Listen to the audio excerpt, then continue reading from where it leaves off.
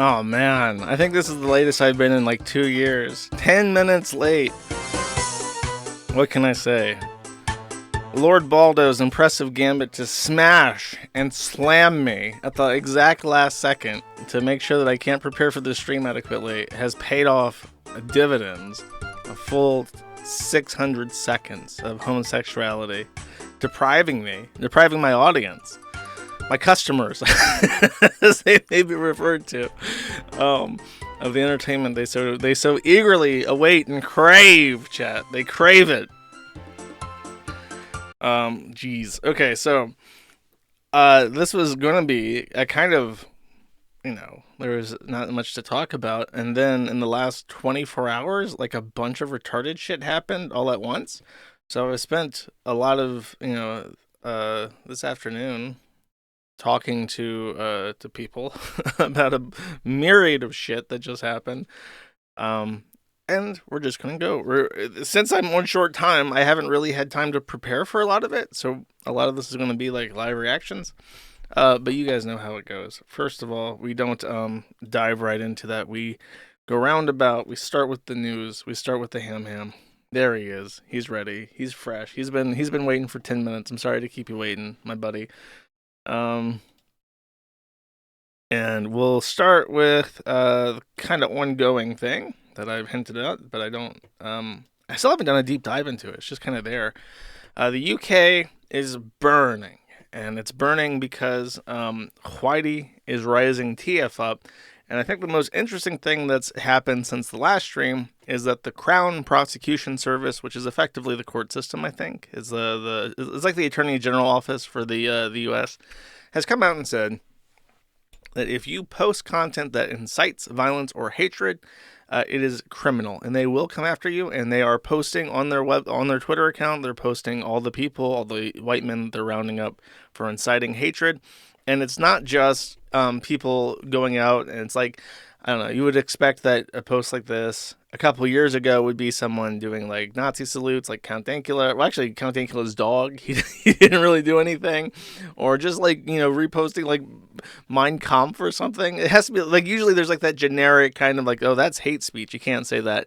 These days, it's like, if someone posts something that is racially insensitive and you repost it, even if you repost it to say, oi, I don't support this. England is multicultural and this won't stand. Peace, justice will prevail. Then they'll say, actually, because you retweeted this, there's a chance that your message won't, it's not like your message overrides that message. It's like you're still retweeting it. So they'll put you in fucking jail.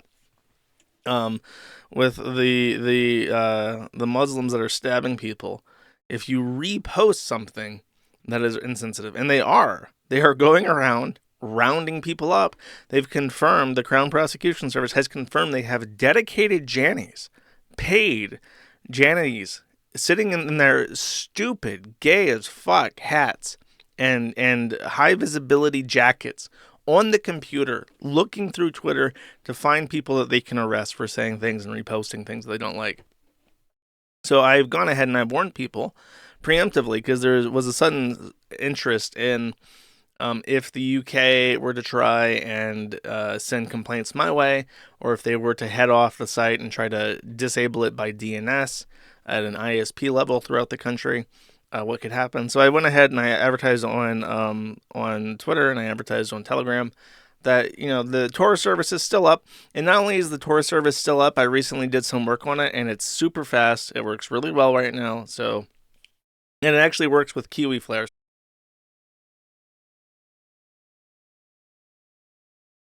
Sorry, it appears that the Crown tried to take me out, but I'm back, chat. I'm back. And if you're interested, you can learn more about privacy, how to manicure your digital footprint by going to, there's two websites, and there's kind of like a schism between them that people get really passionate about, so I'll just mention both for the sake of it.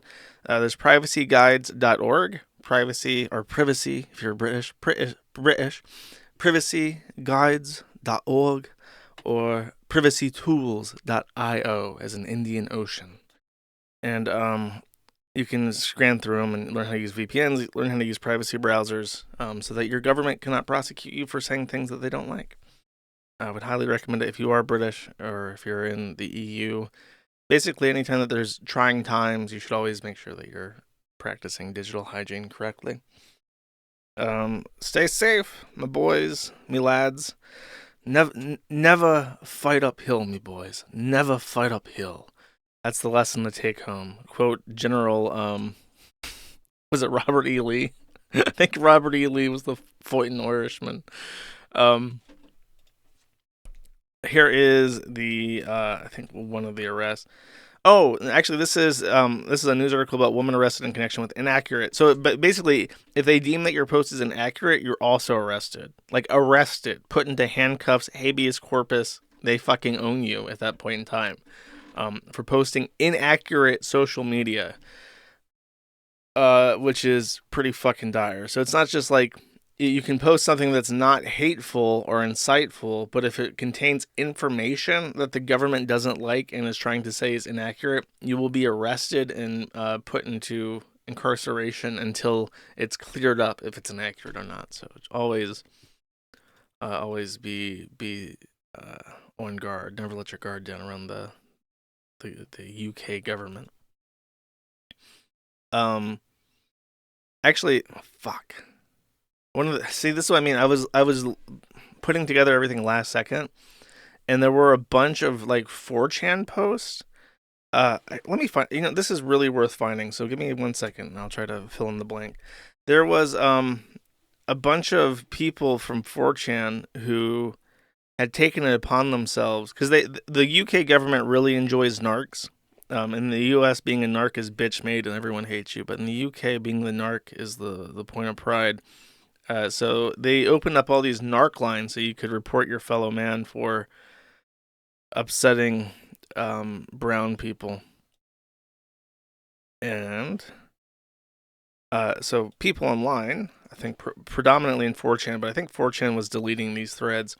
People online began filing false reports, and a couple of them were very funny. So let me just scan through these. This is like one of those chat systems that show up on websites to annoy the fuck out of you, but instead of being like a chat system where they're trying to sell you like coffee or something, it's a chat system where you can try to get somebody arrested for offending you. Operator says, hello, you are now chatting with the police control room operator. How may we help you today? Chatter says, hello, I'd like to report my neighbor for having a weapon that is very large. Operator says, what sort of weapon? He says, a grapefruit spoon. He does not have license. I am sexual emergency. She must help. The operator says, you need to stop following the female. Where are you both now? Oh, so it's like an Indian guy reporting like she won't have sex with me, and the Manchester police is like, you need to stop harassing her. She go into Tesco. I am outside. Do you have a number I can ring? Will you arrest her and make her do the needful, please? I just guessed it would be like an Indian accent. I think a lot of people went for that route. Hello, you're chatting with police control room operator. I need to loosen up my lips because I have a lot of reading to do today, I think. Hello, I have an emergency. Please help. It is sensitive. Do you have lady coppers working? Please, I need you to send 2 lady coppers with the fattest asses. This is a sexual emergency. I don't know why that's so funny. How may I help? I'm interested in moving to your town in UK from Pakistan. I understand you have a program to help Muslim men rape white girls. I was wondering how I apply for the program. That's very on the nose. Someone is here for my daughter. He's brown and smelly. Came from France, but he's brown, so I'm not sure what you can do for me. What do you mean here for your daughter? He's carrying a knife. Excuse me, he's carrying a knife.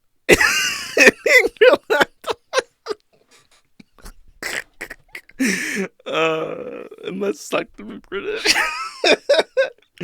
I think this tweet, I put this on the rotation because the police websites, they all use Cloudflare, by the way. So they're using Cloudflare to block any country that's not the UK from accessing their websites. But obviously, it's trivial to get a fucking VPN, or to get a Tor route into the UK.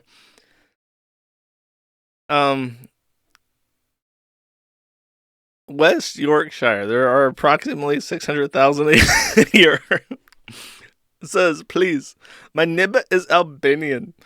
And the cop asks, why is this a police matter? He is from Albania. Please help.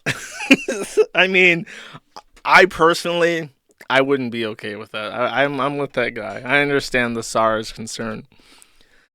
Oi, mate, I want to get me some dim halal food, yeah? And some white racist man done knife me. Cuss me, ask him if he had license for that knife, and he done said some Islamophobic stuff, yeah?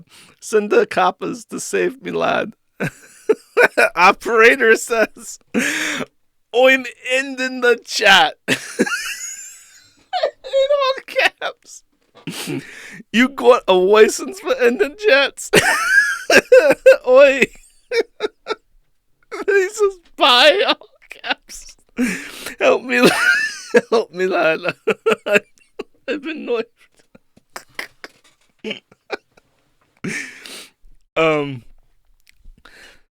This line is tapped, so I must be brief. This is your king. The Jews are holding me hostage in Buckingham Palace. As your sovereign, I am ordering you to march on London and dissolve Parliament. It sounds legit. I can believe that that's a real one. Oh, this one's mean. Well, thank you for I don't know if I want to read this one. This is so over the top, chat.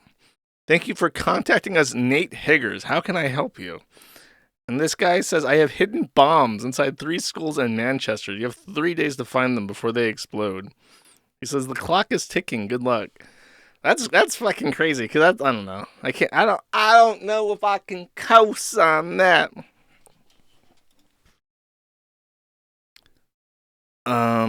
Thank you for contacting us, Ramdeep Poodoo. How can I help you?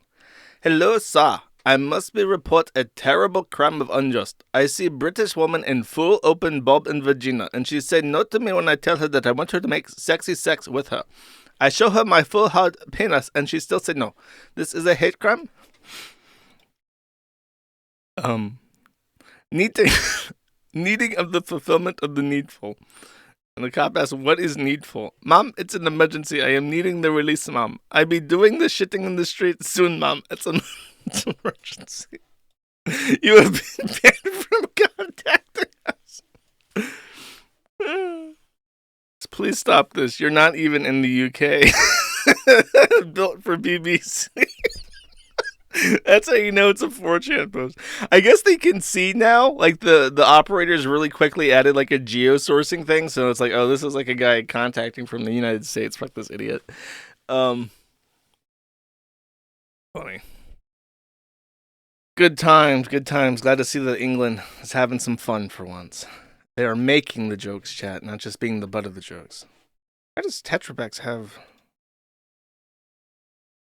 How is Tetrabex verified? How did this happen? Well, I'm very confused. How did you become verified? Okay, so okay, I was thinking, oh, that's really cool. If you look at like I'll post in chat hello, and you can see that I am verified on Rumble, and I can even change to the Kiwi Farms and say hello, and it's also verified. The Kiwi Farms one is. Wait, no, yeah, see how the Kiwi Farms one is verified? And it doesn't show up on the screen because of a weird thing, but so I thought, oh, that's cool that I finally got recognized. And then Tetrabex is also fucking verified, and he doesn't do anything. How is he verified? What are you verified for? What did you do? He has no videos. He has 1 follower. And he's verified. What the fuck? Did you just email them asking to be verified? Interesting. I got you. Verified super chatter, that's right. Interesting. Okay. I talked about this guy a while ago. He's from the Northern Territory of Australia. He was a crocodile expert. But much like unlike Crocodile Dundee, he did not merely stick his fingers in a crocodile's asshole.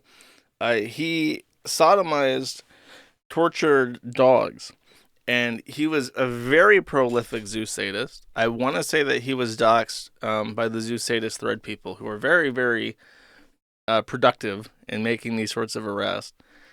Um, and this guy pled out, and I think I even talked about him pleading out on the stream. He has been sentenced to 10 years in prison, and he has been banned from owning or having any mammals on his property, which is a very interesting ban. It's not just dogs; it's like any kind of mammal, four-legged animal, is not permitted to be on his residence at any time. Which is, I mean, as far as like animal cruelty charges go, 10 years is like actually pretty significant. They don't usually, it's usually like a struggle where it's like the laws for animal cruelty don't really encapsulate like sexual sadism type stuff. So this is an unironic W for Australia. No, he'll probably get out sooner than 10 years. Which sucks, but hopefully they'll keep an eye on him. And then some tech news. Reddit is thinking of paywalling subreddits.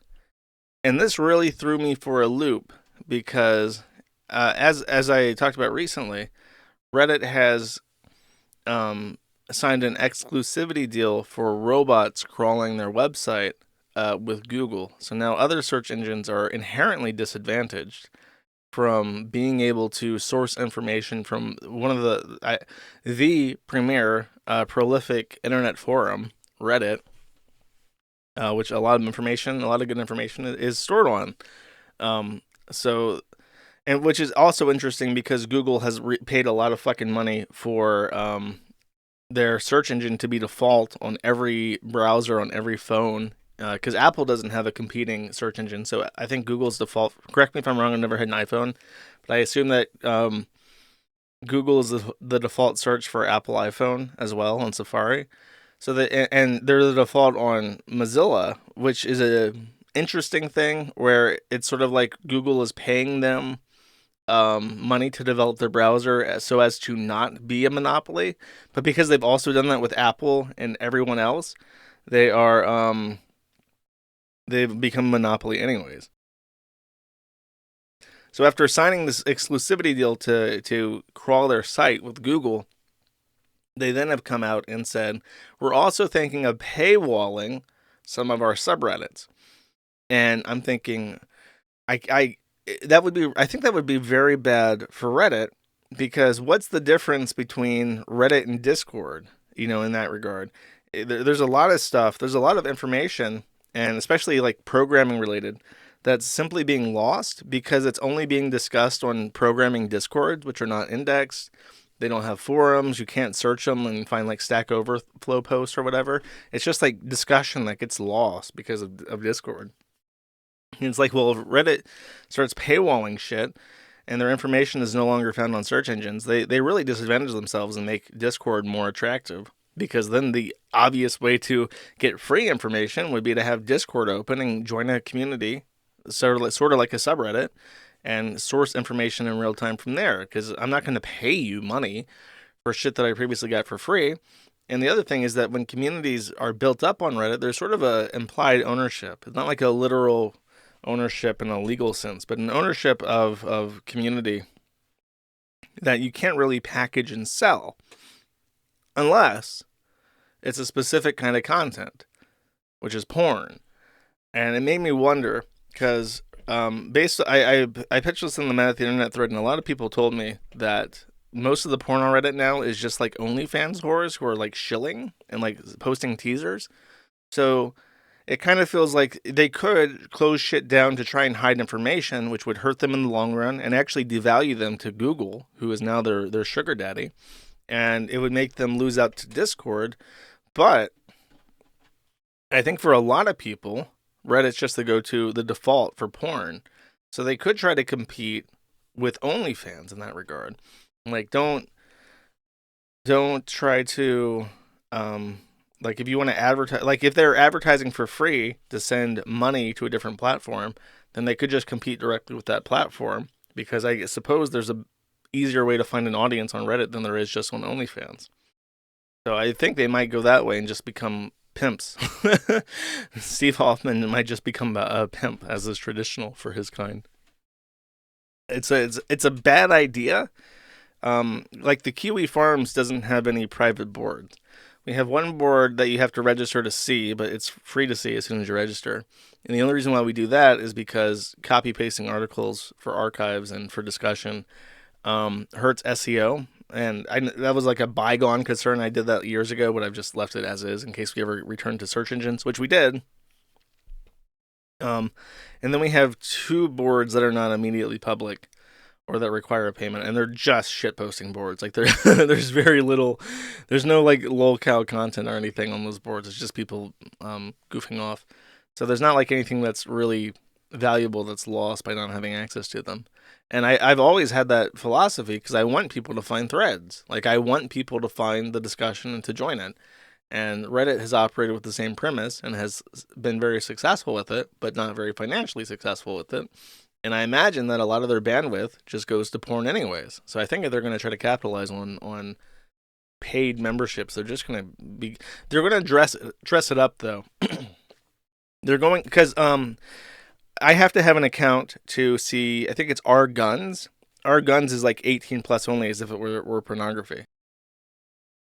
So they could make a bunch of legitimate subreddits 18 plus only due to like extreme, like they could say, oh, all these conservative subreddits are extremism, and the gun Reddit is extremism, and or like weapons are 18 plus, and then they could like bundle in all these legitimate things around the porn and then sell that and say and give people plausible deniability. Yeah, you can buy Reddit Premium, you get access to all these legitimate things and have legitimate features, and that kind of like disguises why you're buying it. I think for a lot of people. My that's my prediction. I think that's what they're going to go down. They're going to make, and then they can even say, "Oh, well, what we're doing is we're protecting people. We're protecting." It's like as far as trying to divvy up the Reddit content into a free and premium category. There's a lot more legitimate reasons to make the pay gate a sort of age verification as well, which earns them a lot less. I think malice both from the public and from their own users, because they can say, "Oh, well, that porn ban in Texas, we have to be careful. So we're doing all this to be extra super careful, and we know it's you're something that you were getting for free is now being paywalled, but the law is the law." And then what are the Redditors going to do? They're going to do anything? No, Redditors don't do anything. They just suck dick and chug soy and spend money on frivolous bullshit. So they'll buy that, and then they'll just go back to gooning $10 a month poorer or whatever, and everything will be just fine, and Reddit's investors will be happy. So that's my theory on that. Roblox, by the way, also a publicly traded company, or Roblox, says, "Hello, as noted in," I assume this is a community post because their verification badge looks like like their logo. "Hello, as noted in our privacy policy update on July 1st, 2024, Roblox will soon start selling, sharing, and processing personal data for targeted advertising purposes. This practice is set to start on August 7th, 2024, in accordance with applicable law. Starting on August 7th, 2024, we will make available a mechanism to control selling, sharing, and processing personal data for targeted advertising purposes. Please visit your settings page on that date to review and exercise your choices. More information is available in our privacy policy and cookie policy." So there is a very old piece of internet legislation called COPA. And I actually know what COPA is because when I was very young, I was like 9 years old, I wanted to see the Neopets forum on Neopets, which was like an online pet game. And because I was so young, the only way I could be allowed to see the Neopets forum is that my mom had to print and sign a consent form and physically mail it so that my Neopets account could be allowed into the into the Neopets forum. So I know what COPA is. It basically means it's a set of regulations for under 13-year-olds. So what they're saying is that anybody over that, though, all the teenagers, they're free to harvest data from. And remember, I think correct me if I'm wrong, but I would just assume that Roblox is also like a mobile game now. They've converted it to mobile, so it's like all that information of all those kids, all those teenagers, to better sell them shit for. Advertisers are truly the scum of the fucking earth. Why didn't you just lie about your age like everybody else? Oh, I can click your thing so that everybody can see it. Hold up. I'm going to get my dashboard open. I'm going to get this working today. Because my mom made my account. I was 9 years old. It was one of the first internet accounts I ever had, so I didn't lie. Like, you can just make a new account and say that you're 18 years old, but at the time, it was like one of the first things I ever registered for ever. I had to like make my own Yahoo like email account, and I had to have help to set up the Neopets account because my mom had heard about Neopets from work. Her friends were playing it, but it was like a kids game, so I also was allowed to play it. This was before I even played RuneScape, by the way. I might even be younger. I might have been like 7 or 8 when this happened. I'm super OG on Neopets. Yeah, that was a long ass time ago. That was an old internet, man. People weren't inherent liars back in the day. So, what was your favorite Neopet? I want to say it was. I forget what they're called. Oh my god, I kind of want to look this up now. Sorry. Okay, this is gonna be a 4-hour long stream, but we're pulling up a list of Neopets because now I'm thinking about it. Okay, let's pull up the Neopets and talk about Neopets a little bit since. I think I had a Grarl. I did not like. Oh my god, these are like so old. These icons. This is an old ass page. I had one of these. I liked Eries. I thought Chias were fucking stupid. I think I might have also had a float Sam or a jet Sam. Oh, I had a Kugra too. I like Kugras and I like the Eries. And I think I got an Ixie when they came out, and I had a Croc, maybe. I think I got an Ixie too. And then I think I got a Croc or a Drake, one of those. But my favorite was always the Kugras and the Aries. This is the content that you guys watch for. That's an old ass. That's a long time ago. That's super long time ago. Okay. Then someone asked me to read this. This is a report from the National Transportation Safety Board. If this is not funny, I will remember this. I never take suggestions from this again. The aviation investigation reports. These are like one of the last vestiges of like when our government was competent and didn't just waste everybody's fucking time and money. These reports are very important and have made air travel like as safe as it is. It's one of the safest ways to get around. It's getting worse now because everything's falling apart in society in general. But for a long time, these guys were very, very competent. So let's see what this report says. This is from Rainbow Lake, Florida, December 23rd, 1991. So a full year before I was born, on the eve of Christmas Eve, late at night, some guys want to fly around in a private aircraft where they die. Let's see how this happens. He specifically said to read all the things in all caps. So the private pilot and private rated passenger were going to practice simulated instrument flight. Witness observed the airplane's right wing fail in a dive and crash. Examination of the wreckage and bodies revealed that both occupants were partially clothed and the front right seat was in a full aft reclining position. He was getting skyhead and died for it. That's what was happening. I already know. There's no mystery to this. Put me in the National Transportation Safety Administration. I just got this shit fucking figured out. Neither body showed evidence of seatbelts or shoulder harnesses being worn. Examination of individuals' clothing revealed no evidence of ripping or distress to the zippers and belts. The pilot in command's improper in-flight decision to divert her attention to other activities not related to the conduct of the flight. Contributing to the accident was the exceeding of the design limits of the airplane, leading to a wing failure. So something happened, and I guess he coomed. And as he coomed, he pushed down the flight stick, and the G-forces literally tore the airplane apart. I believe that's what's being described here in this flight plan. That's it. That's a very short report. He was getting airhead, and he pushed down the stick, and it caused the plane to tear itself apart due to the astronomical forces that were being applied to it as a result of his failure to pay attention to flying the aircraft. What a successful reading. Thank you.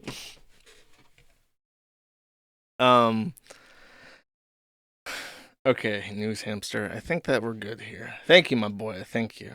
Never fight uphill, me boy. So I talked about something last stream, and I just kind of mentioned this offhand. I kind of talked about it for just a little bit because it's like a new subject. I was interested to see where the subject would take us, where this person was going to go. Seems like there was some stuff happening. Joked a little bit about maybe him and Medicare getting into a fight to the death. And if that happened, Jim won because Fur Affinity's Dragoneer fucking died. And the story that he was dead came out literally mere hours after my stream had ended. So I don't know. I have an alibi. I know where I was. I can prove it. But after my stream, a second near crashed into the farms. Really, really quite tragic. Inexplicable, disastrous. I don't know. He was 400 pounds. He was fighting off lung infections or something. He was very, very sick, and he wasn't taking very good care of himself, and he died. And it just so happened to be a couple hours after I talked about it on my Man at the Internet stream. Okay. So this was the last thing that he reacted to on the internet. This picture, I think he commissioned this from a furry, and this is a fat dragon. However, despite it being a fat purple dragon, chat, it is not farting. And I will point out, it is a male. So I don't know if this is considered a high-test cutie. I'm assuming that it's not. But for some reason, these concepts continue to weasel their way back into my my streams. He said, "Ooh, damn, heart, the good stuff," as reply to this picture. This is, "Ooh, damn, heart, the good stuff."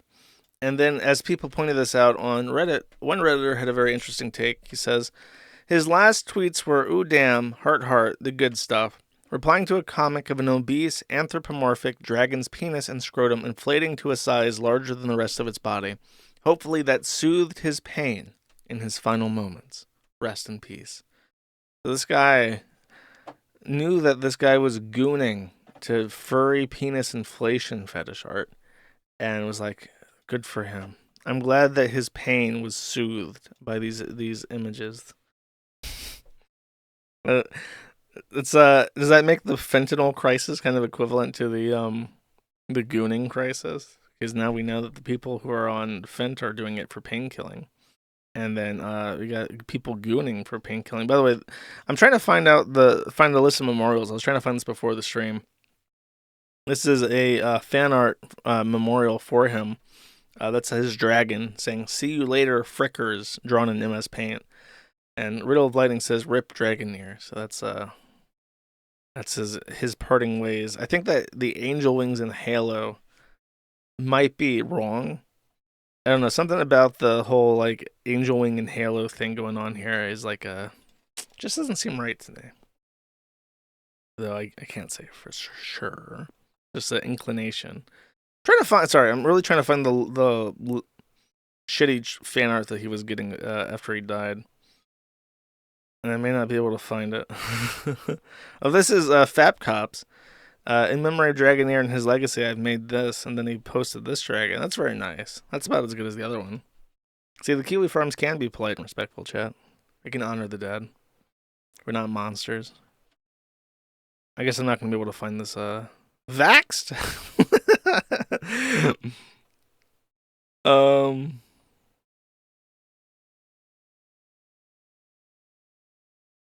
I guess I'm not gonna find it. Sorry, I'm scrolling through very desperately to try to find the list of funny. I didn't want to show the dragon penis picture. That's not on my list. Okay, what number? I'll go up to 64 page. Oh wait, here it is. Oh, thank you, Fap Couple. Wait, can I give him the sticker? How was this not? This was not a highlight, and it should have been the fucking highlight. Let's see these tribute pictures. Gift TR by Dragoneer. That's a woman, and it's not a dragon. So that's wrong. That's Lost Lovers. You fucked this up. This is not Dragoneer. Lego Worm Noah drew a what appears to be Ukrainian grave, and then randomly after he drew the grave on the flag of Ukraine, he just slapped in like an actual picture, like a fan art that he paid for, that he did not draw. Cinnamon buns. That is probably the best one so far. That's nice, I guess. It's at least an effort. Oh, this one would definitely be more his style, though. That's pretty good line art. It's like a real drawing. Pretty good. It's nice and fat, too, so he likes it. Dragoneer would be proud. This guy, for whatever reason, Meep, decided, I can't draw a dragon, but I can draw Lucario really well. I love Lucario porn. Here you go. Here's your Dragon Cario. That's cool. Felis Randomus. That's cute. I actually like that. I appreciate. It's like his character, but it's like cutified, I guess, and it's not weird. Oh, this is weird though. Oh, this is by the same guy. This guy that drew this, which is really cute and nice, also drew this weird like size difference belly porn as Telegram stickers. So you can post this on Telegram if you really want to. I know that the Telegram people love posting stickers because I disabled all forms of media. But if you want to go ahead and post in the Kiwi Farms chat on Telegram the Dragoneer stickers in solidarity with them, you can go for it. This is all by Felis Randomus. That's nice. What nice tributes, chat. That's how we would want to be remembered. Okay, so this is something I wanted to talk about last stream but forgot. If you don't know, PhilosophyTube is a gross bread tuber tranny who goes by Oliver or Abigail Thorne. His real name is Oliver, and he was in a TV show called like Dragon or something. I don't know what fucking bullshit this is. It's supposed to be like a Game of Thrones type like period piece, but like high fantasy Lord of the Rings type thing. I guess just looking at it, it's like a very copyrighted thing, so it's it's not really something I want to play on stream just to avoid fucking dealing with automatic copyrights. House of the Dragon. So he appeared in House of the Dragon for apparently about 6 minutes, 6.5 minutes. That's pretty good. 6.5 minutes of screen time on a TV show. However, they casted him as a man, from what I understand. He's supposed to be playing a androgynous masculine woman, but he's a tranny that's a male to female. So I don't know how that's not a slight. I guess they can get away with insulting him to his stupid fucking face because he gets to be on television as a result. But he did show up in the thing, and then there were some reactions. I managed to read through these reactions, but I'll just see what they have to say. Is it just me, or was the quality of Admiral Lohar's acting way below everyone else's on the show? I didn't buy into her character for a second. Oh, so that's 318 upvotes saying that Abigail Thorne or Oliver Thorne or whatever the fuck sucks. I thought that was Lancel Lannister HHHH. I thought they were going to reuse the original Dario Naharis before the blur went away. She struck me as the first female cast Dario. Nobody knows what gender this guy is. They're like, what the fuck is this? This really introduced me introduced her at the 12th hour with such fanfare as if presenting Anthony Hopkins. She's an okay YouTuber, not a career actor that can carry a scene. So he got 6 minutes, 6.5 minutes of screen time on this show that a lot of people watch apparently, and they're just like, well, he can't really carry it. Maybe that's why I usually just put these people as extras. If you want to do like a little bit of memes or whatever and have famous YouTubers in your show, if they can't act, you just make them extras. Pretty much this. I expected so much more when they were talking her up, and the character just felt so flat. And it was 100% worse with it being the finale and such a poor use of time. Please tell me the show won't start cameoing YouTubers. My sanity will break if I see a SEPTA turnaround as James Charles. She's an actor first, YouTuber second. But I get your point. It's a fucking tranny. Fucking retard tranny. She was terrible, and for some reason, her white teeth were almost comical in a bad way. Medieval pirates rocking up in a full set of turkey teeth. Chitlins detected, chat. Yeah, it seems like even the consensus on Reddit is that this shit's fucking gay and retarded. You can get wrecked. It was very good. Free folk is even more brutal. Okay, I enjoy more brutal. Just fucking terrible acting. And why is she putting on a man's voice? Get wrecked. The character in the books is a man. What is this crap? The forced deep voice had me crying. The laugh was so absurd. Ho ho ho ho. It sounded like a cartoon character. Jarring, like they are making fun of her. When she walked on the screen, I said, oh, fuck off, Lamau. The actress is a trans woman. OK Psychology replies and says, they should have at least cast one that could act. Why are they putting this shitty YouTuber into a multi-million-dollar show? Aren't there enough actors around? They put her into the latest Star Wars show, too. Oh, yeah, that's right. He did show up in Star Wars. Insert correct pronouns here. That's what they wrote. Insert correct pronoun here is parents are loaded and in the industry. Paid for them to be in Rebel Moon, too. Klaus asks, they couldn't pay for acting school. They did. This person just isn't very good at it. Money can get you into acting school, but it can't buy you talent. That is fucking mean, for real. Loved Yara in GOT because she was believable. This is a joke. I don't know what that means. I guess Yara is like an androgynous man in Game of Thrones. Never watched Game of Thrones because I'm not a woman or a coomer. High Ground 66 says, Yara always felt like a greasy pirate whenever she was on screen. Great performance. This felt like someone cosplaying as a pirate. Couldn't even give her messed up teeth. Really, totally takes you out of it. Yes, I totally agree. Just talking about Yara, I don't give a fuck. Was this a man or a woman? She's a trans woman YouTuber that produces some good content and be quite funny, but unfortunately cannot act. That's brutal. When even like your breadtuber simp fanboys are like, well, she makes some salient points about the state of communism, but she can't act for shit. Then you fucked up. You're actually really bad. The folks of our trans are big mad about people expressing their opinion. Okay. Warning to trans folks about Game of Thrones, House of Dragon. Oh, is House of Dragon just a part of Game of Thrones? I thought Game of Thrones and they were different. Abigail Thorne plays a character on the House of Dragon that is not being received well by fans. And there's straight up unchallenged transphobia against her happening in these threads. People seem to take their issues with her acting as green lights to say terrible thing about her and trans women. Be careful, friends. Better meats. Ew. I need some better meats. The one I was born with is insufficient for my purposes. Doctor, please, can you give me better meats?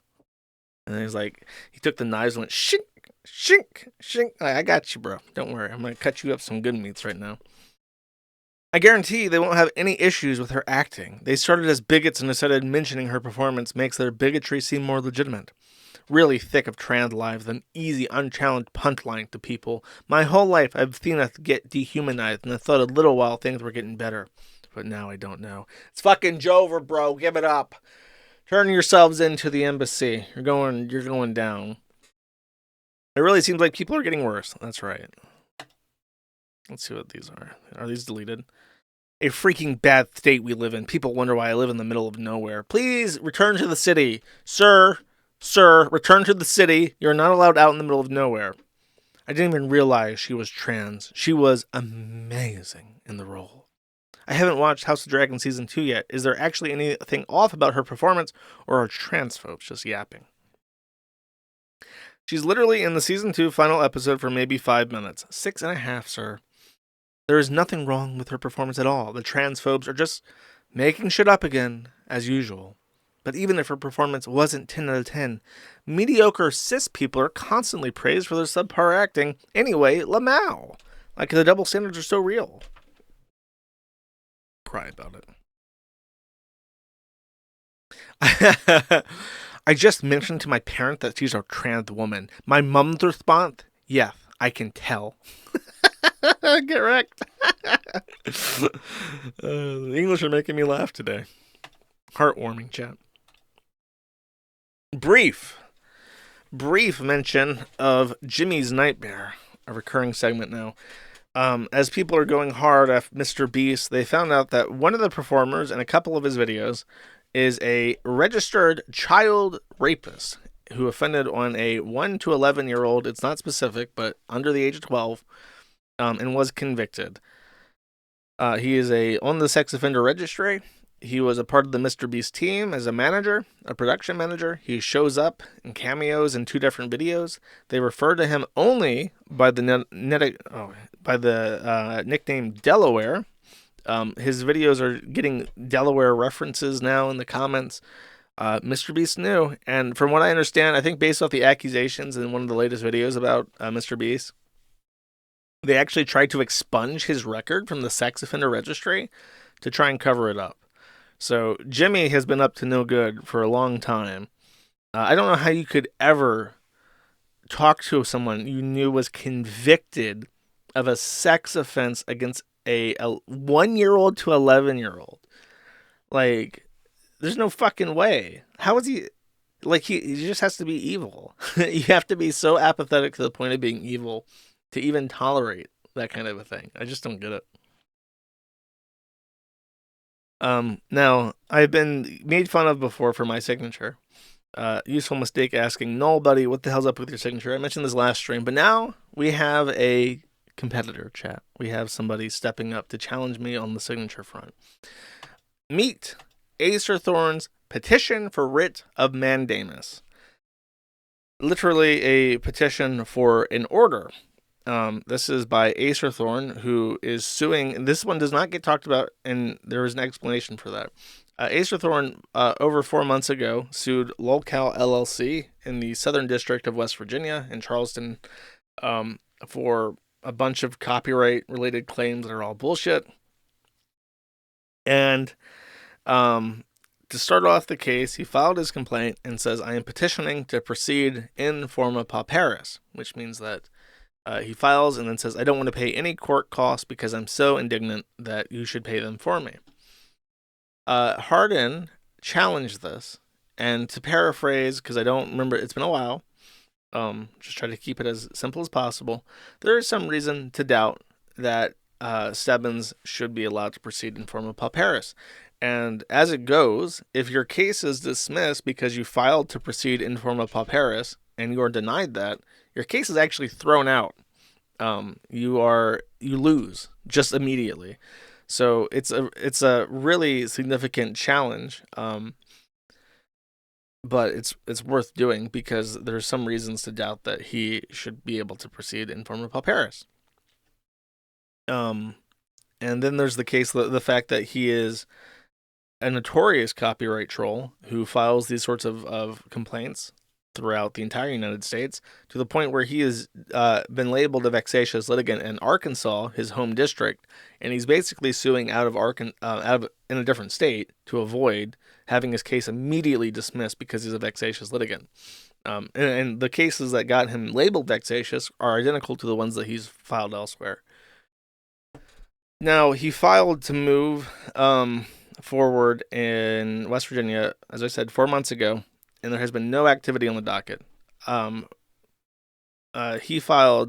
filed. The judge was not pleased with the filings. He said that they were inflammatory, which is, I disagree with that. But, he's a federal judge. He probably doesn't want to deal with stupid shit like this anyways. to the point where he's delayed doing anything about it for quite some time. He called, now Stebbins in this testifies that he tried calling the clerk and recorded his phone call with the court and accuses the law clerk, Megan Davis, of prejudice against him because he filed a formal complaint against them for taking too long already. So it's been 4 months. He's already filed a formal complaint. He called up the clerk. The clerk said, I don't really want to talk to you because you've already complained about us, and it's probably not in our interest. And then he says, oh, well, she's prejudiced against me because I filed a complaint. So now he's petitioning the Fourth Circuit Court of Appeals for a order, which is a mandamus, that the judge issue a decision on the lower court's petition for informal pauperis. He's like so impatient. He's like, I have to sue you right now. It's urgent. It's super urgent. I deserve a fast lane in the federal court system because I'm so important and my copyrights are in stake and so on and so forth. And I've tried filing complaints against the employees of this court and the judge just isn't doing what I want. So now I need the Fourth Circuit to force them to move ahead. And so he signs it, sends it in. Now, I would like to contend that is worse. And it's not like I signed this under very bizarre circumstances. He had all the freedom in the world to get his signature in order, and that's what he came up with. So I am not the worst, okay? Don't even try me on this. And then look at this document that it received in. That's how you know. Like, you get this in the mail, and like he sent this to one of the most important courts in the country. The Fourth Circuit Court of Appeals is District of Columbia, Maryland, Virginia, and the Carolinas, and West Virginia. West Virginia is like the odd one out of that group. But he sent these to the judges that handled DC's appeals. Any kind of like federal issue that any like agency related complaint that gets elevated to the appellate court goes to them. And he's filed a complaint with them that his bullshit, frivolous, vexatious copyright dispute is not being treated in the speed that he so desires. That's the level of pretension on display here. Kind of fucking crazy. I won't read through it so that the odds of me saying something that is regrettable are reduced. But you can find this in the Locale LOP thread. Speaking of people in trouble for Dave Moscato, who I've talked about a couple times, he is lined up to show up in trial in October 9th. So there's a pretrial conference at the end of September, and then October 9th, he is going to a jury trial. He's being charged, I believe, with stalking and harassment of his own parents. You may remember this guy. He's a gross tranny who's like in his 40s, and he hates his father. His father is like a doctor, and he blames his father for not giving him more money. So he's literally dedicated himself to defaming his own father as like a sex abuser and like a narcissist, saying that he was abused as a child and abused as an adult, and his dad is just the worst. Well, his parents actually filed a criminal complaint, and he was arrested, and is now he's going to trial. And, you know, these locale stuffs always take so long, but this one's actually proceeding to trial, so he might get a no contact order or jail time or something, probation, as a result of stalking and harassing his own father, which is a little bit crazy. Just a quick update on that. I want to show you what he looks like, by the way, because he's really gross. He's one of the gross ones. That's his avatar, and that's him. That's the beautiful trans woman who deserves the respect that he just doesn't receive. But that's how he presents himself online. Isn't he just so wonderful? Oh, I'm so glad that we treat these people and give their delusions the respect that they actually ask for, despite being gross, fat, belligerent men. Just awesome.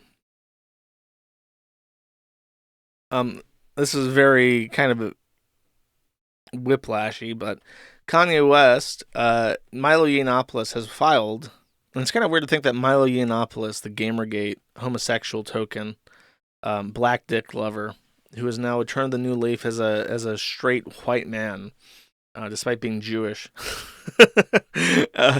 is like an associate of Kanye West, but they didn't know each other because of the Nick Fuentes presidential shit. Um, and Yiannopoulos has filed an affidavit stating that Kanye West's dentist, I believe his dentist, is supplying him with nitrous oxide to get high with. And if I remember correctly, this is the same as Whippets. Like Milo is saying that a doctor has given Kanye the nitrous oxide, which is just doing whippets, so that he can suffocate his own brain to get high, which causes permanent brain damage. It's like you're killing off your own brain cells to get a suffocation high, and that's what Milo is alleging, that a doctor is basically supplying him whippets to do and get high off of, which is causing him long-term brain damage. Which is an interesting development. I can kind of see that it might be true. I doubt everything that Milo says ever, just because he's Milo and he's. I mean, you want to know something funny? Milo bought a Kiwi Farm shirt. Maybe I should be a little bit nice. What do you guys think? Do you guys think Milo's a straight white man with his Kiwi Farm shirt? Maybe. I think if I saw Milo Yiannopoulos going to court with his Kiwi Farm shirt, then I would believe that he's a straight white man. That's just my opinion, because only straight white men can wear such a shirt. I would definitely be. It would definitely be nicer. I'm very easy to woo over. I'm very easily flattered. Okay, I'll leave it at that. I guess I should be a little bit nice. Just trying to find God and be righteous, chat. I have to curb my enthusiasm for being vindictive. Gamergate was a long time ago, after all. I think he stopped talking about black dicks, so the healing can begin. And one little itty bitty update from Patrick S. Tomlinson. This guy called Lord Fatrick has posted on both the Kiwi Farms and the Opie and Anthony forum to discuss, among other things, trying to hire a hitman off the ClearNet, literally rentahitman.com, which is a honeypot website for the lowest common denominator, trying to solicit murder for hire on the internet. So this guy went to this website and tried to put in a hit on Patrick S. Tomlinson, and then posted it to both websites that he had done so. If I remember correctly, I think maybe he did this in a roundabout way where he posted it onto Docspin, and then even Docspin was like, "This is fucking retarded," and deleted it. But he did post it. So now we're in this interesting conundrum where the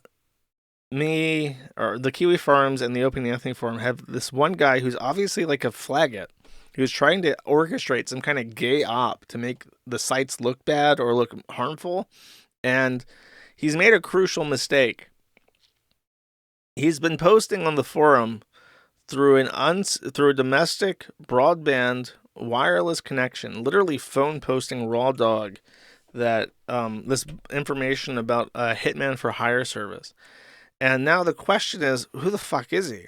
Because he doesn't seem to line up with Jackie Singh or Patrick S. Tomlinson, but he's taking no precautions to hide his identity. So I even looked through. I keep for clarity's sakes, I keep IP logs for it varies. I change it depending on how active the threats are, between 90 and 30 days. And during very interesting times, I keep it at 0 days and just completely turn it off. And then the actual HTTP logs, I rotate and delete manually, so every so often. And I was looking through the logs, and he's a very active user of the site. He logs in every day. He reads the same handful of threads pretty loyally. He goes through community happenings threads and checks out what people are saying about the Patrick Tomlinson thread. And he even gets direct links to certain posts that are pretty interesting. So this guy is like active in some sort of Patrick S. Tomlinson related circle where they pass around links to certain posts. I'm just sitting here and I'm watching them thinking like, you're up to something, buddy boy. You're a very active user and you're up to something. So now I'm going to have to go and compile the history and look through it, and then I'll purge the logs since I'm in there anyways. But yeah, he's the only person posting from this entire subnet. It's only him. So it's really obvious that it's him. Just interesting, chat. Interesting. I don't know who it is. It's being discussed with the ONA people. We're gonna get to the bottom of this. We'll figure out who it is. That's it for Tomlinson. Now, this is a brief Bossman aside, but if you're not one of the Bossman people, it's still pretty funny, so hang in there. Out of nowhere, apropos of nothing, a 4-year veteran of the Kiwi Farms decided to post her DM logs with Austin Peterson. She contacted him of her own volition onto the Kiwi Farm, on Discord, and had a conversation with him.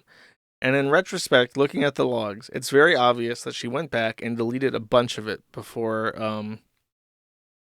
she posted, because Bossman's reactions don't line up with her messages perfectly. So it's kind of obvious that she was flirting with him, and not just flirting with him, but like actively sexting him and supplying him nude images of herself. Because the logs indicate that she gave him a topless picture, and he was asking for more. So, but then she tried to distort the logs to make it look like Bossman was just like harassing her or something. But the logs are written in such a way that it's obvious there's a conversation going on where pieces are missing. So as a result, because she posted her own Discord account that was using a username she had used elsewhere, the Bossman rats immediately doxed her and found pictures of her. These are all safe for work, by the way. But not only does she have public social media with pictures and shit lined up, where you can just find out what she looks like. She is a active member of DDLG, so Daddy Dom Little Girl. It's basically like age difference role play, where one acts like a child and goes into what they call little space, where they like play with like blankets and pacifiers and basically try to act like a toddler. And then the man acts like the father, and then they have sex. It's very creepy and weird.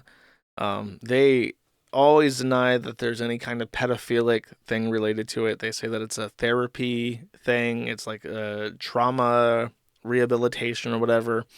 But I'll be generous and say that I can't speak on the correctness of such statements, but to an outside observer, it is always extremely fucking creepy.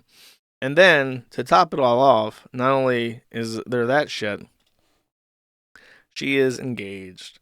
That is her fiance. They have been proposed to each other. They're from California. And I think that part of what happened that gave her the old spook and got her to post the logs like it was a trolling attempt is that I think he found out that she was sexting a crackhead from Virginia, and she thought, oh fuck, I have to do damage control. So she goes into her logs, she edits out all the sexting and stuff on her side, she posts them as if she's just having a casual conversation with Bossman Jack, which is still stupid, but oh, he's thirsting over her. And then he posts it to the Kiwi Farms and like, okay, problem solved.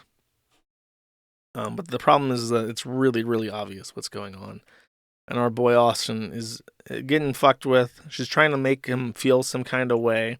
And he even laments on his Twitch chat, is like, when women talk to me, it's kind of sad that they're always just doing it to fuck with me. And, it is kind of sad. He's having a conversation with a whammon. She's presenting herself as single. She's showing him the bobs. And he's like, oh, that's cool. I'm glad I'm finally being whammon respected. And then she's just some fucking asshole trying to make him feel some kind of way. Well, what a jerk. Poor Austin. However, that's not where I wanted to go after that. Nope. We're skipping ahead, chat. think it's on the last page. Unrelated to this, even though he's being put through such hardships by evil women, our boy is still doing well. Okay, here we go. There's no gamba in this. It's just him talking about his life. So what's been stressing out? Something that, like, well, yeah, I guess I'll just say it. Something that could, like, fuck up my probation or jeopardize my freedom, bro. We're all good. I found out today we're fine. We're good to go. We're not getting locked up, guys. We're not getting locked up. That's good. Let's get an amen in the chat. Amen.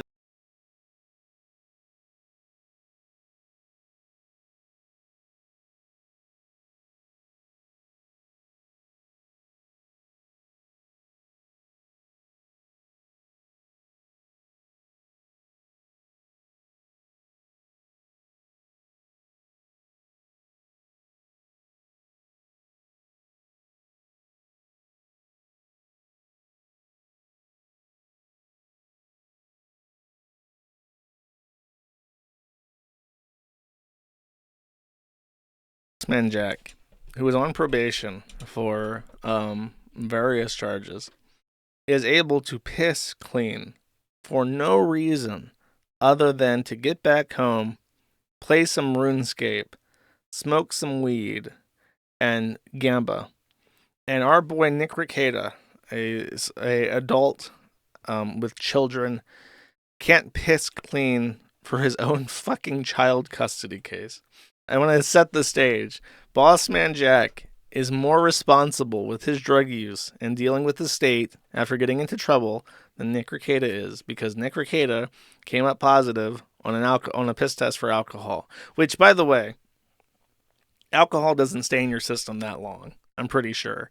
If you're drinking so much that it's showing up in a pee test, you're doing it so close to the line that there's no fucking excuse for it. Whereas with Coke and stuff, it shows up in your hair. Literally no fucking excuse. It's unbelievable to me.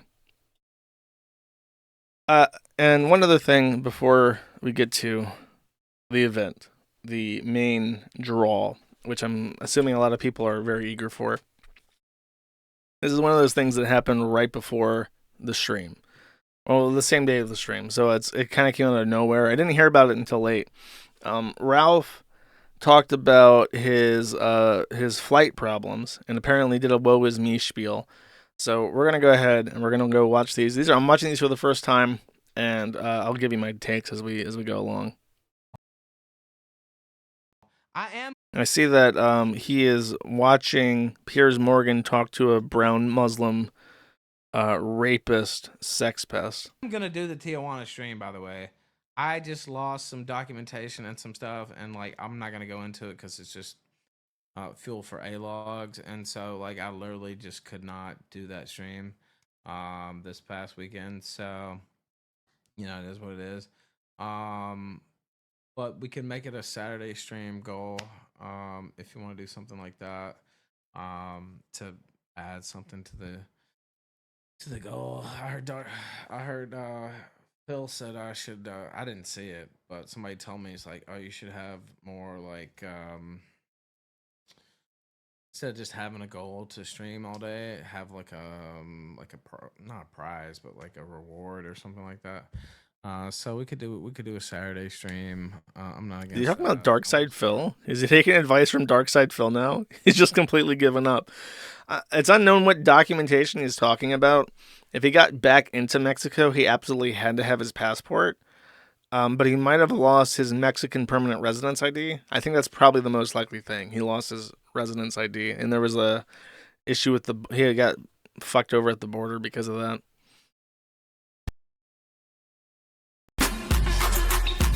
No cigarettes today? God, I want one so bad. Is this a beat that I'm listening to, these jungle beats? Is this like smoke detector core? I keep hearing like these squeaks. I don't know if they're supposed to be like sneakers on like a basketball court, but they sound like smoke detector chirps to me. So Ralph is so blacked, he's just listening to smoke detector core at this point in time. I'm trying to quit just for health and also like I figured up it would save me like probably like $1,000 a year. Dude, you hear it? Chirp, chirp, chirpity, chirp, chirp.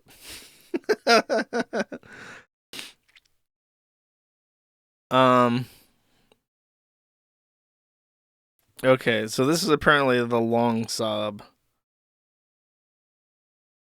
Yeah, let's listen to all this actually. Fuck Ralph. It's what really made him more mad. You know what though? If I would have seen his text, I wouldn't have done it. I never saw the text. Okay, so if you don't remember, the last time that Ethan, Ralph, and I spoke, and the first time that we spoke in like a year, it was because he had just snaked on Nick Fuentes. Ralph was in Florida for the last year's AFPAC. And while he was there, a bunch of groypers made it really obvious that he was a fat, retarded faggot. They hated him having him around. He was a perpetual embarrassment to them. And it was only because Nick Fuentes tolerated him that they also tolerated him. They made it in no uncertain terms. Everyone thought he was a fat retard. And he took offense to this because, of course, he did. But he also thought that it was Nick Fuentes' personal thing. Kind of like when Riley was trying to chase me off the Dick show. I'm like, okay, that's obvious that Dick would rather have the pedophile around than me. So bye. I think he kind of felt the same way that these capos were telling him shit on behalf of Fuentes, when really, in this case, it was the opposite. Fuentes was the one holding people back from chasing him off, because for whatever reason, Fuentes was endeared by his constant dick sucking and honored his loyalty by tolerating him despite his perpetual humiliation of the Groypers. At the time, he was on Cozy, too. And he was using that super chat system that Nick's people use. So it was like his entire career hinged on Nick Fuentes liking him.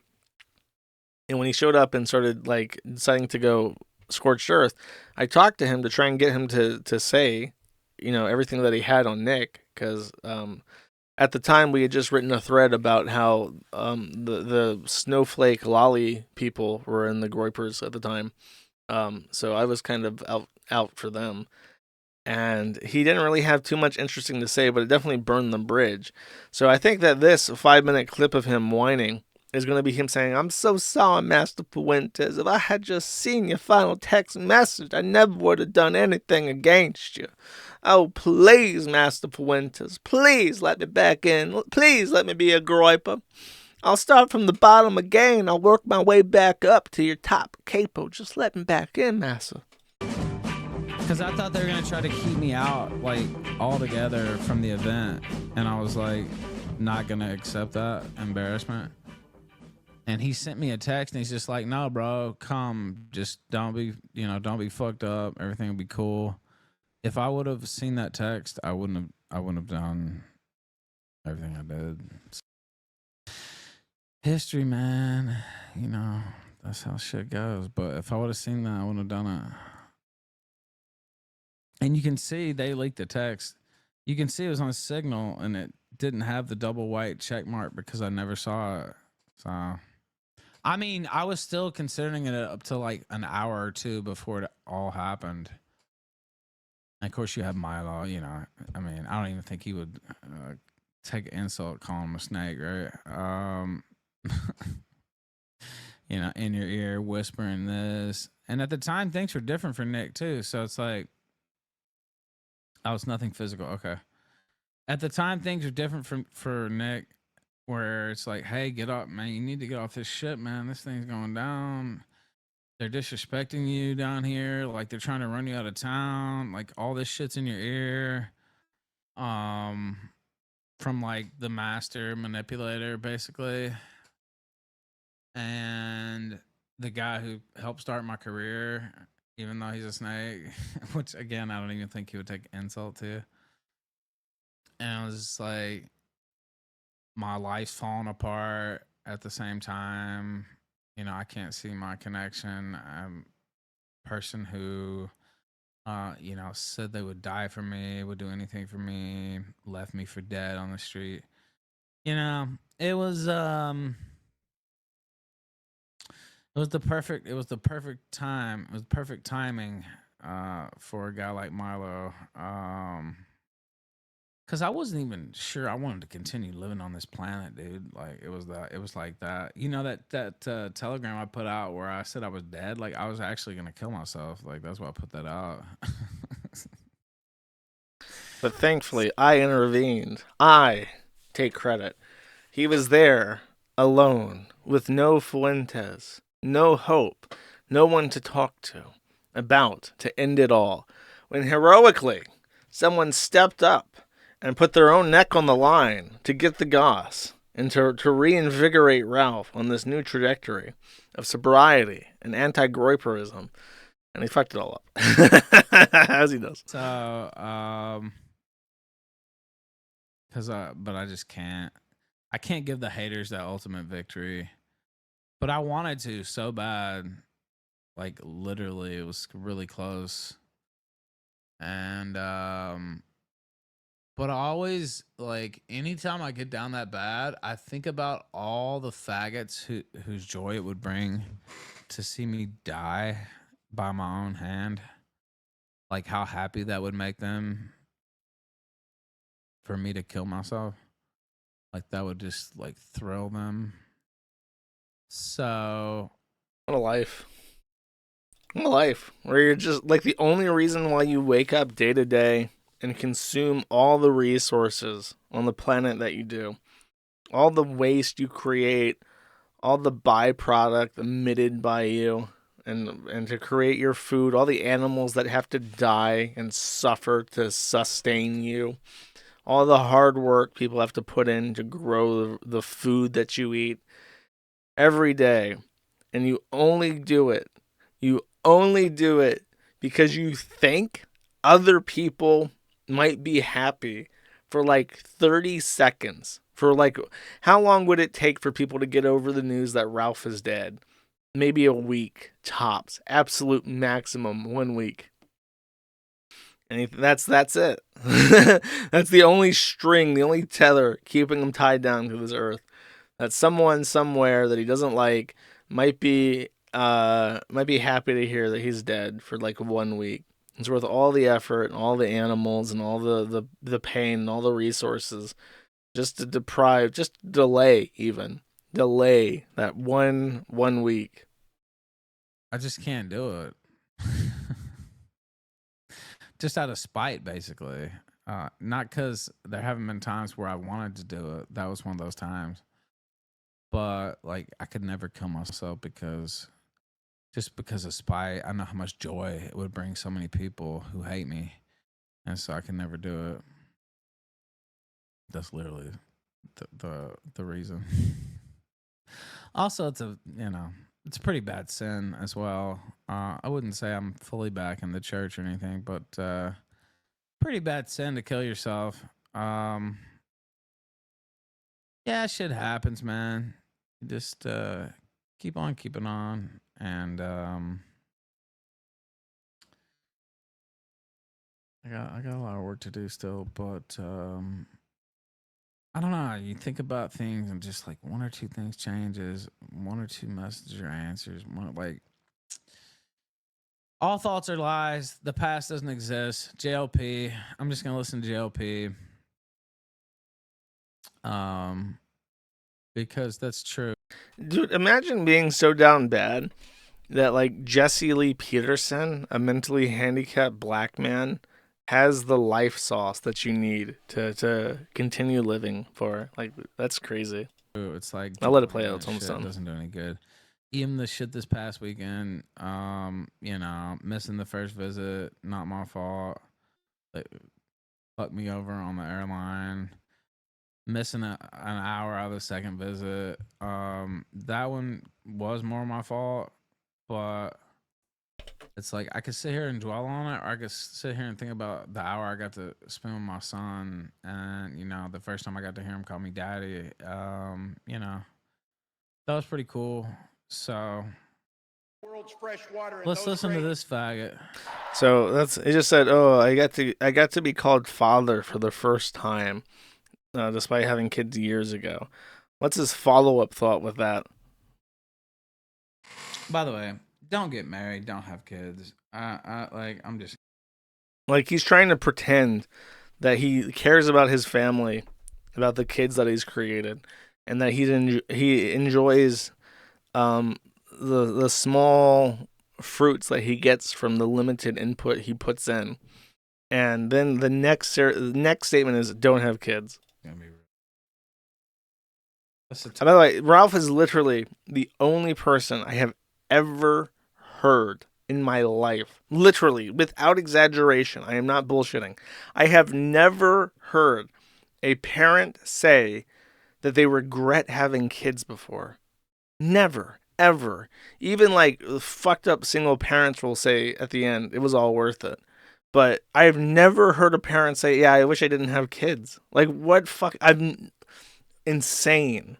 Totally different subject, but like, I'm in full black pill mode now. Don't get married. Don't have kids. It's a waste of time. I loved hearing my son call me daddy this past weekend, but my whole entire life being fucked. I heard I went out of my way to see my son, Xander. And for the first time, he was able to recognize me as his father, which provides a sort of genetic, low brain, just built in reward for the effort required to see him. But I can feel no joy from this fundamental human reward because my son Xander doesn't show up on the Kill Stream, which is an international famous web show, by the way, that I host. Ethan Ralph hosts the Kill Stream. And as long as my son Xander cannot show up on the Kill Stream, I cannot epically own the gay logs with the fact that I have a son. You see, you understand me, boy? As long as my son Xander doesn't show up on the Kill Stream, it's like not having a son at all, because I can't try and show that I'm better than people that don't have kids. So what's the point? What's the point of all this effort, all this money, all this time, all this energy put into these kids when I can't even put them on the internet to epically own people? Truer words never before spoken, Ralph. I don't know. Definitely don't get married. I'll say that. Oh,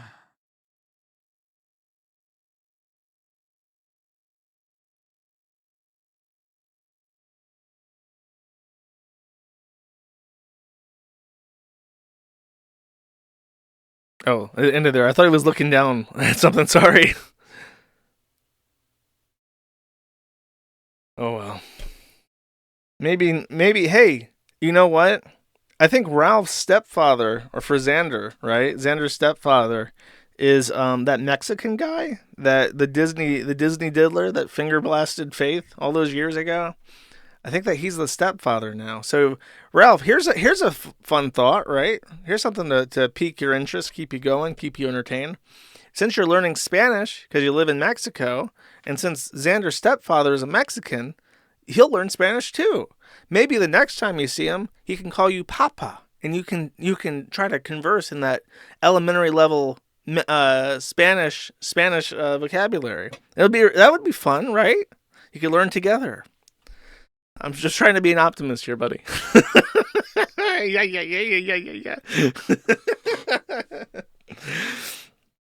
Yeah. One little interjection. I actually did. I promised you guys the Rekieta stuff next, but I lied. We're gonna take some words of wisdom from our boy Darkside Phil, who watched the Baldo footage and then had some salient wisdom for everybody. Not use the Baldo. Would you put it need on the Baldo? I'm fine. Once you put the Baldo on, it's tough to take it off, much like the clown makeup. What I always say. Oh my! I just wanted to grab that soundbite. Once you put the Baldo on, it's hard to take it off. Truer words never before spoken. I already said that this stream. I can't say that twice, because then there's a paradox. However, now is the time. Well, in a second. So just as a brief, Darkside Phil showed up on Kino Casino. They talked for, I think, I want to say over an hour, about an hour. A lot of that was just to get him to make fun of people that they already make fun of, which is fine, whatever. For some reason, a lot of like DSP A-logs, which the moderator tries to delineate between the detractors and what he calls the dent tractors, because dents are the people that give Darkside Phil money, but then there's also like genuine fucking retards that are like his A-logs, so they're dent tractors. I guess that's the angle. But a lot of them got really upset at PPP, to the point where like people joined the forum just to say that they were going to try to ominously threaten PPP in some way. So I filtered out those accounts. I told PPP about it just before the stream. But yeah, lots of people super pissed off, and it was a very casual conversation. But like a huge portion of like the DSP A-logs are just like the most joyless fucking people ever. Any kind of merriment, anything that makes DSP happy or look like he's anything but human filth, makes them upset, and it's really fucking cringe and gay. Speaking of cringe and gay, it's time for the Baldo Ham. How do I even begin this? There's two parts to this. First, there's an interesting matter of public record, which has again dropped. And this is another transcript from the Child Protective Services case that Rekieta is involved in. I'll just read the synopsis here from Autistic Right again. Miss Barber, who is one of the Health and Human Services employee, believes that the children cannot be returned to their home because it is unsafe as of June 6th. She states that allowing the grandparents to move into Rekieta's Coom Dungeon is a, quote, creative solution, though licensing might be complicated and the grandparents need substance awareness training. They don't know how the drugs got into Baldo's home and how the child tested positive. Baldo was cooperative and attending to the home visit with Miss Barber. She was able to enter the Coom Den, the master bedroom, and she was had a peek at the master bathroom and stated that there was a pug being kept there. So for whatever reason, their pet pug named Sunny is kept in the bathroom.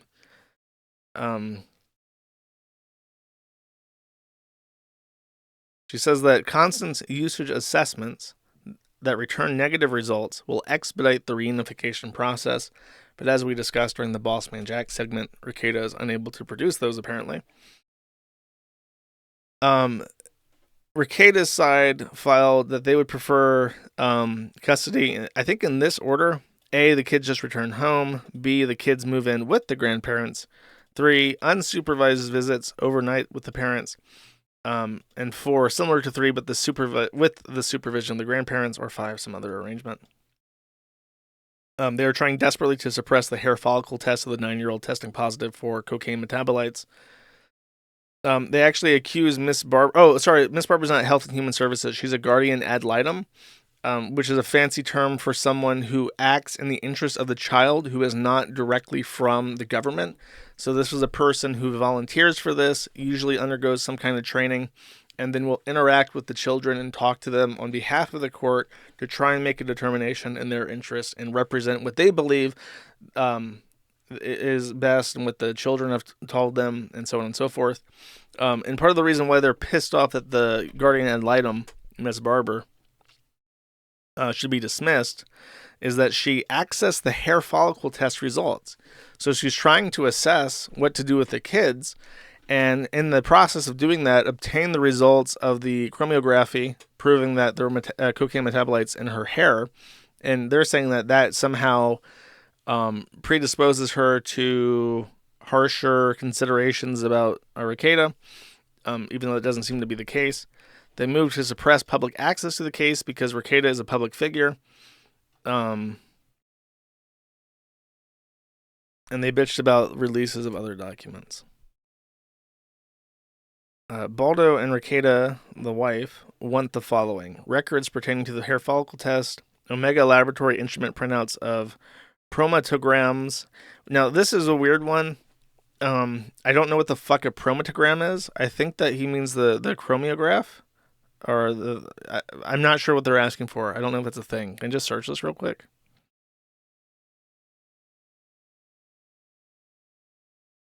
Chromatography. That's a hard word. I don't know what a protomogram is, though. It does show up, though, so it must be relevant. Maybe it's just another name for it.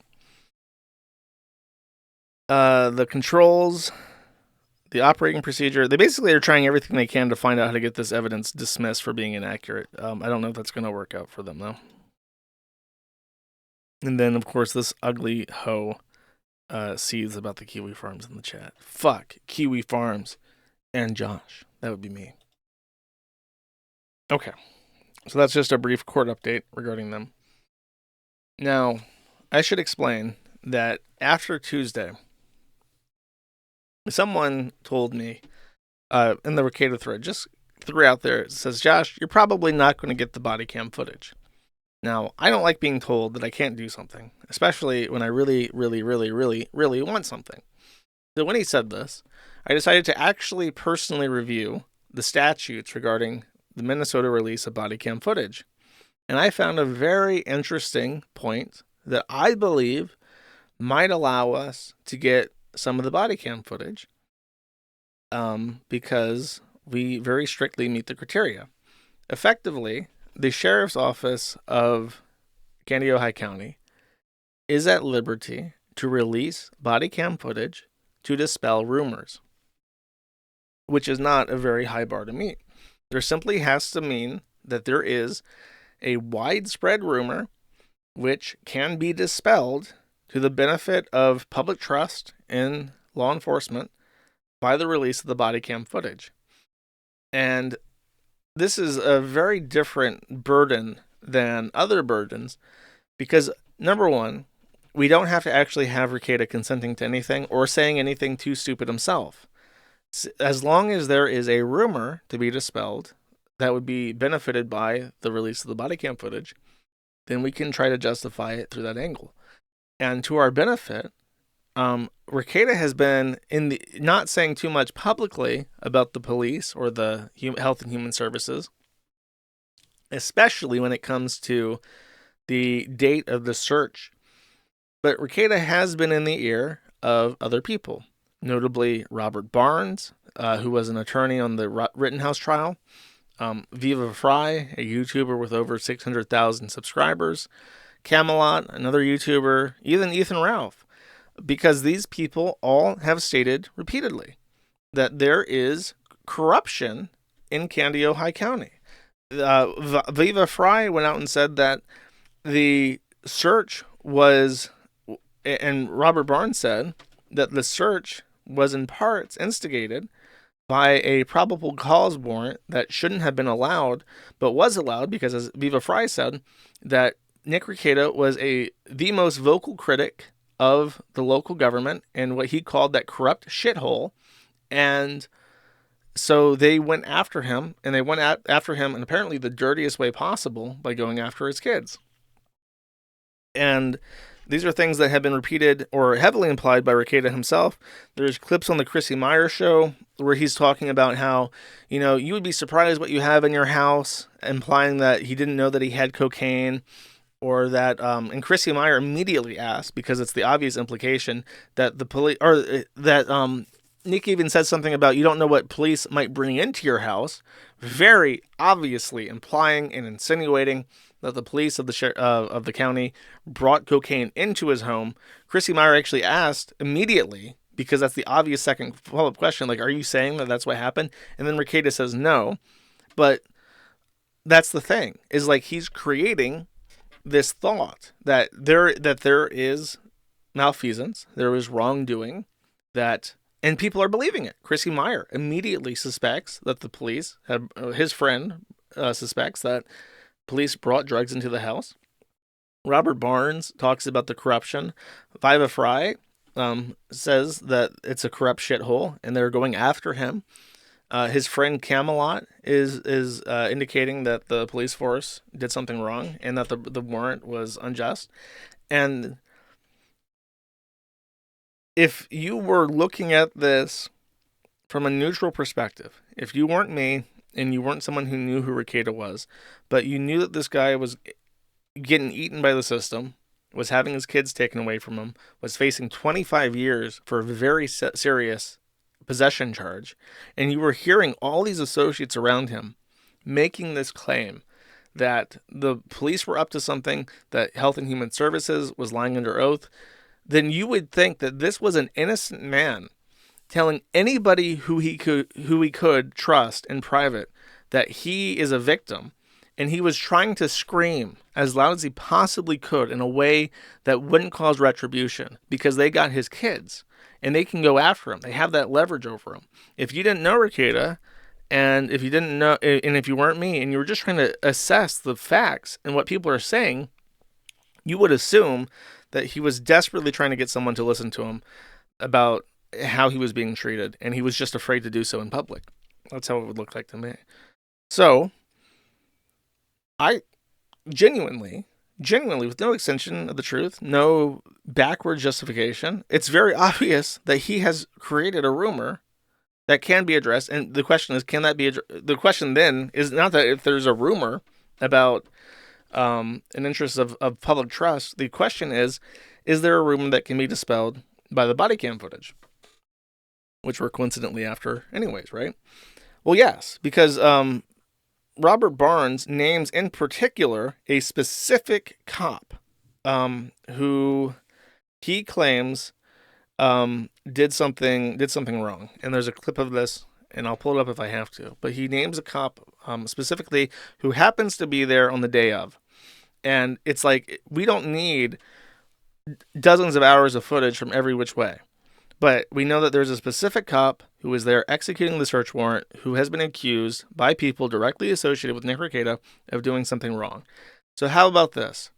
Let's see the footage from that one badge cam, and let's see the footage of everybody in the master bedroom where the cocaine was found.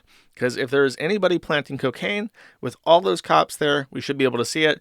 And if that one cop was doing anything wrong, then his badge cam would show it. And that way, there's a middle ground. You're not releasing everything. You can censor out all the kids. It's just one cop, one area of the house of interest to the public. And that was my post. So I don't feel like there's anything wrong with that. I don't feel like I said anything wrong. I'm not lying. I'm not being deceitful. That is genuinely the facts of the situation in a way that the county can meet me halfway and provide information to dispel a rumor, as indicated by statute. And Rekieta's response to this, despite being someone who really does proclaim that he is up against an unfair system, immediately contacted me my signal. And when he does this, I usually just paraphrase him, because I figure the reason why he's addressing me in private is that he wants me to pass along a message to the Kiwi Farms, but at the same time, I don't want to copy his words word for word, because then it's like we have a time limit on our messages. So it's like if I quote him directly, that might get him into trouble. So I am, when I paraphrase him, I'm not trying to cause him any harm. I'm trying to pass along his message, and at the same time create an air gap where nothing he's saying about his case can be used against him. I'm not trying to be mean. I'm not trying to misrepresent what he says. I'm genuinely trying to help him accomplish his goal while minimizing his risk, which is something that I do a lot. If someone has a message for my forum and I want to post it and talk about it, I'll have them message me. We'll discuss what they want to talk about. I will create a summary of it, and then I'll publish the summary. And then I'll say, I know that this is true. I can't show you how I know this is true, but I generally don't lie about things. And I hope that you'll trust me when I say that I looked at this and I was very convinced, and this is what I saw. And that's a roundabout way that I have used over years to allow people who want to be whistleblowers but limit their own exposure do so more safely. And I'm simply extending that same courtesy to Rekieta.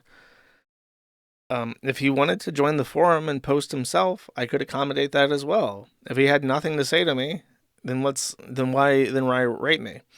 but I think he got pissed off because what happened is when I summarized this set of messages, I said that he wished me luck and he dared me to find rumor mongering that would implicate the police in wrongdoing, especially in regards to the search warrant. And I say that he dared me because he basically says, like, he said very flippantly, please go find this video, which to me is a dare. You tell me go do something, implying that I won't be able to. I'm like, okay. Challenge accepted, right? So I said that he dared me, and he wished me luck in finding this footage, because effectively it was a dare. So then I hear the news, because I get fucking messages from people saying that he's live reading all of my DMs, which was, my first reaction was, what a fucking idiot. Because in these DMs, I don't say anything incriminating. I repeatedly call him out on being narcissistic and a pathological fucking liar who is blatantly trying to manipulate me and failing. Like, that's how I remember these conversations. He comes at me with a message. I tell him, I don't fucking believe you. You're a liar. This is bullshit. And I know that you're lying, and I can prove it. And then he says, go, good luck. So when I hear that he's reading my messages, I'm thinking, like, is he trying to own me? Because I don't fucking say anything in these that are incriminating. So now I have this video, and it is like an hour long. It's an hour long of him talking about my private messages to him and from him to me on Signal. And I'm just going to watch him, and I'm going to try to watch what I say because he's trying to bait me into saying something wrong. But I'm All right, here we go. Pretty confident in my ability to avoid problems. Let's see this. Actually, can I get his chat up? 'Cause apparently his chat might be interesting. Okay. So I'll give you my let's give my update as best I can. Now, please understand that I have ongoing court issues. They're not done. The state is not done with me yet. He says that he's trying, but one of the things that he does in this is that he tries to say that he got his kids back. He was given a trial visitation with supervision. And he tries to make that sound like his chips case is completely closed, and it's not. Because if it was closed, imagine this. If he was still in custody of his children, this is one of those things that he does where he tries to present one thing so that people who interpret it favorably hear what he wants them to hear. But then if someone who isn't interpreting him favorably calls him out on that, he just goes, whoa, buddy, that's not what I said. And it's like manipulative fucking asshole 101, like most blatant, obvious, fucking duplicitous way of speaking imaginable. Josh is either he paraphrases things incorrectly or he uses someone else's incorrect paraphrase as if it were true. And I think that's what's been going on. By the way, he's drinking a Monster Zero in this. So in solidarity, just crack open a Monster real quick. And we'll watch this properly. Yes, I've been saving this all stream. I've been eyeing it like, acid, caffeine. With him and me. And so I'm just going to show you the messages. So this starts on Saturday, August 3rd. He was talking about the body cam footage in my case. And people want me to like sign this release order, or they want me to sign a consent form for the body cam footage in my case, which I'm certainly not going to do at this point in time. And I'm not sure that it'd ever be appropriate, but I'm not going to do it now or ever. Just say you're not going to do it. The fucking Weasley way. I don't really think that it would be in my interest at this current juncture for me to sign this waiver. And I don't think, actually, now that I think about it, I don't think it would ever be appropriate. Just say no. Just say just be honest for once. Just say, my house is a fucking wreck. My kids look sad and dirty. My bedroom is fucking humiliating to me. And that giant glistening crackarooski crack rock sitting on my mattress is a deep personal shame I will never live down. I would rather drive a fucking 9-inch nail through the palm of my left hand than have the general public have access to 12 hours from 8 different body cam footages, every single nook and cranny of my dirty, filthy fucking house. Just be honest. Here you go. And people can make all sorts of arguments or whatever, but that's fine. I'm not going to sit and argue with the internet about the propriety of that. You can call me whatever you want. That's okay. But here's what I am going to do. I'm going to show you guys what I said to Josh, because I think it's important. And I think it's really important to show you exactly what was said, because what Josh said isn't true. So here we go. So, okay, if he's going to do this, then I need to show you guys what I said. 1 second. Let me find this real quick. Don't want to make any mistakes on stream, but I'm going to pull up what I said on the Rekieta thread. I mean, if he's... Because I don't see him showing the post that I made anywhere, so that kind of deprives it of context. If my internet is willing to cooperate.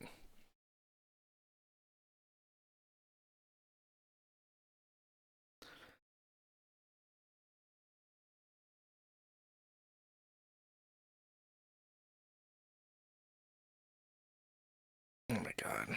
Sorry, my poor website's fucking dying, I think. Maybe it's just that browser. I really don't know what the fuck's going on with that shit.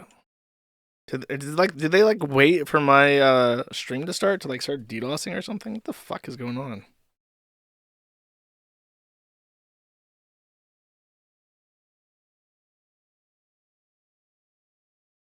Bro.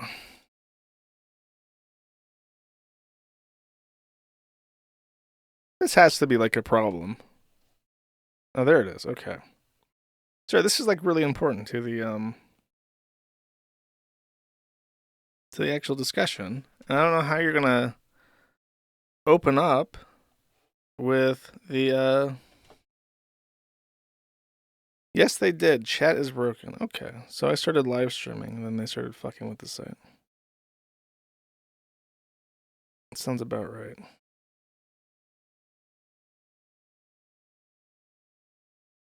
502 bad gateway. Oh, that's definitely a...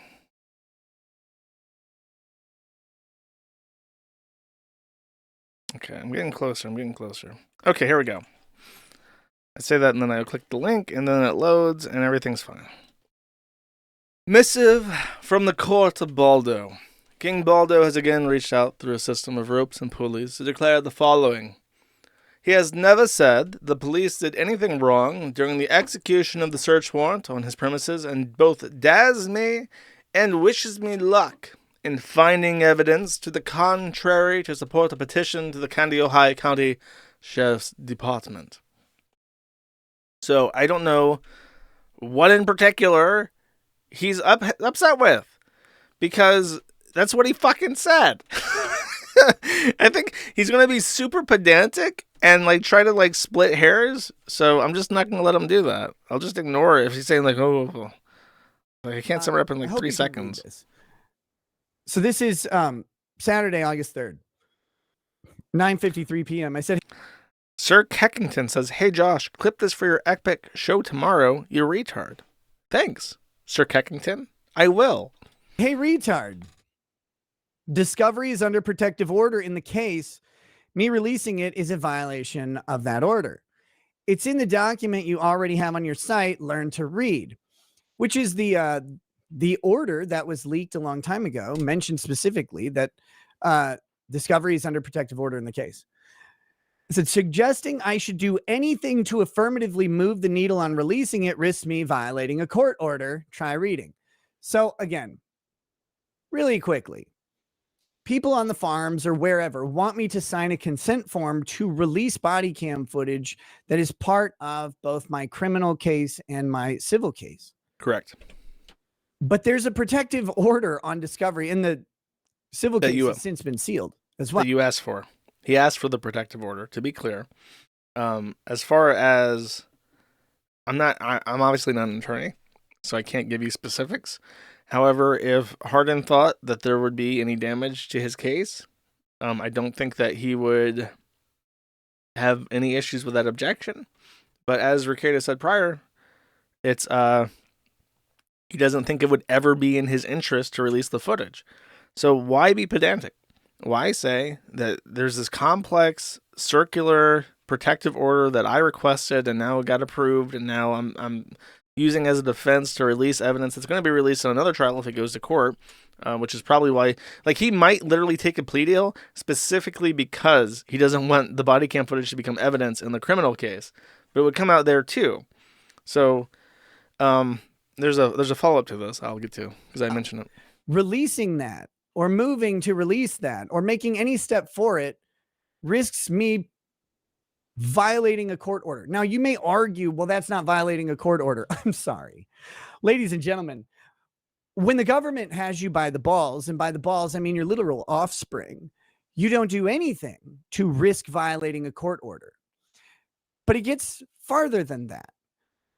It goes farther than that. And we're going to get to that as well, because this is an amazing thing that Josh's myopia forces him to overlook the reality that people are in the thirst for more and more infos or whatever. So, Josh, I want to see your dirty, filthy, fetid hovel. I want to see the dark confines of your home. I want to see the other room, that the other rooms that you keep decrepit and dank. That's all I want. I found this curious. He says, we're not asking you to release it.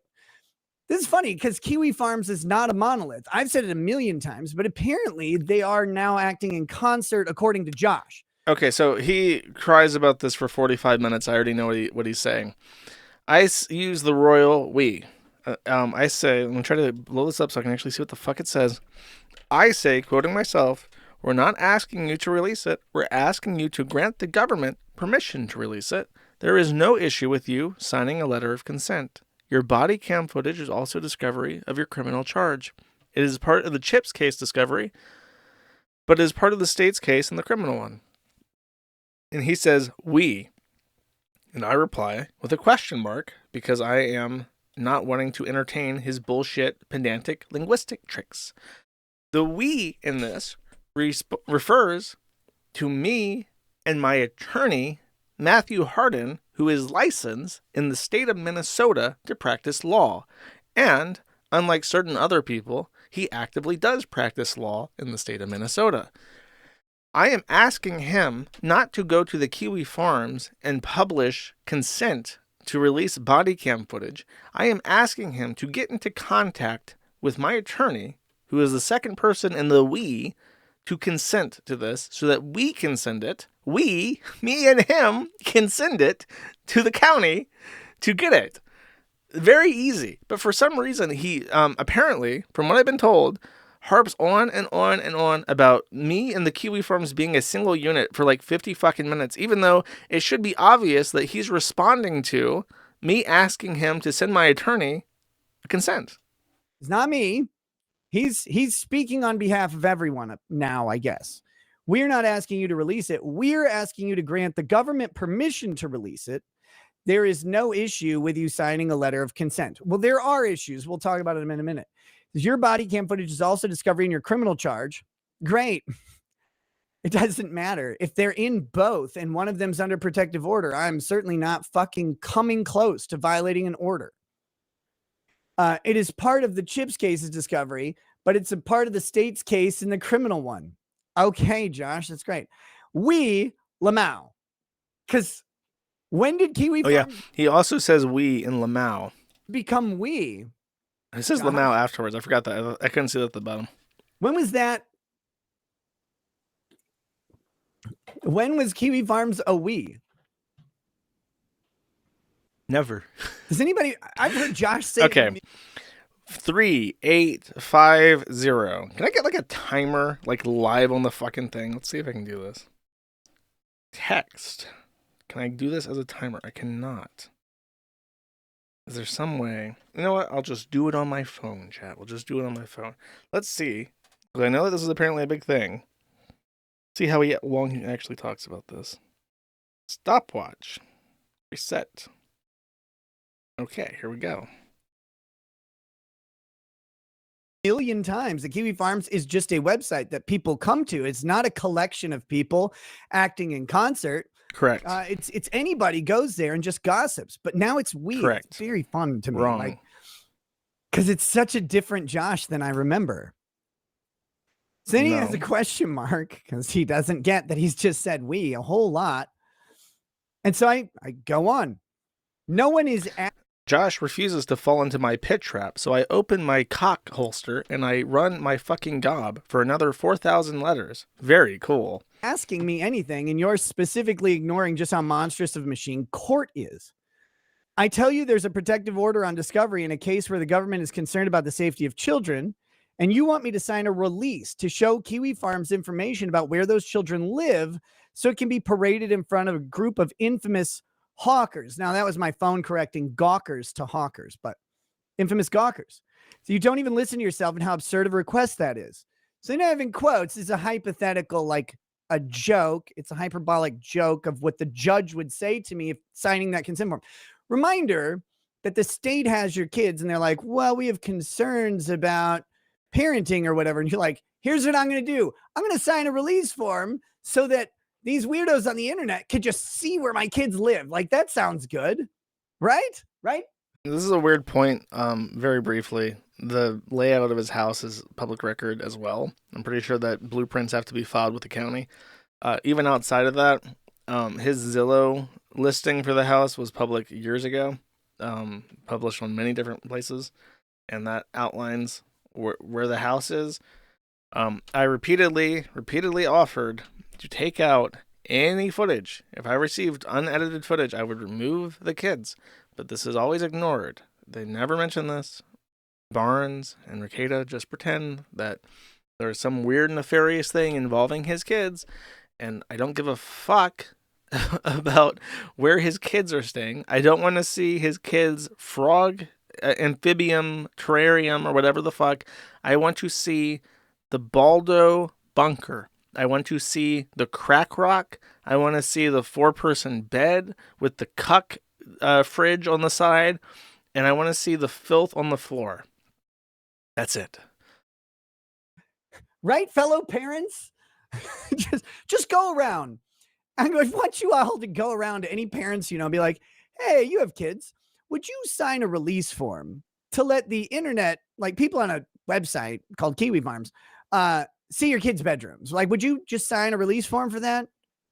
Well, I mean, it was a police action, so you should sign a release form for that, right? That would be an insane proposition to most people. Then just say no.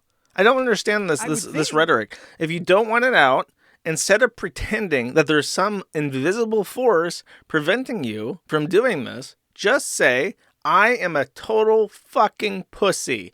I went on and on about how everything should be public record for fucking years. I was willing to make money off of it when it was Johnny Depp and Amber Heard. I was willing to make money off of it when it was Rittenhouse. I was willing to make money off it, off everybody else. But now that it's me, I don't want it. And I'm a hypocrite and I'm a pussy, but fuck you. I'm doing what I think is best for my family and so on and so forth. Just don't, why be a fucking coward? I don't understand. But maybe not to Josh. Like, I guess he doesn't think that way. And that's fine. Like, again, myopia.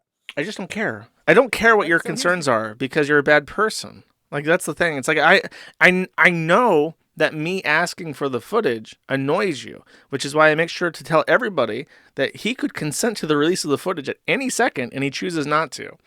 Not only him, by the way, I don't think he's ever going to mention this. April Anderson, formerly April Imholt, is also able to consign to this, but because he is still living and in a polycule with a second woman who is like 12 years younger than him, he has that woman locked down too, and that's not ever coming out. So as long as April Anderson is not party to either criminal case or the custody case, she could consent to it and not violate any order, but that's not going to happen because Daddy Baldo is not going to let it happen. Quote that from my hypothetical judge, Mr. Rekieta, did you sign a release authorizing the state to share body cam footage with the layout of the home where your children sleep with an anonymous web board that I'm reading has driven people to suicide through ridicule? Now, I've said over and over, I don't think Kiwi Farms is responsible for the suicides, but that's the news bite that an uninformed judge would be like looking into. because it comes up every time. Only in every case is Kiwi Farms accused of having people commit suicide. I've defended this over and over and over again, so please don't come at me with your gayness.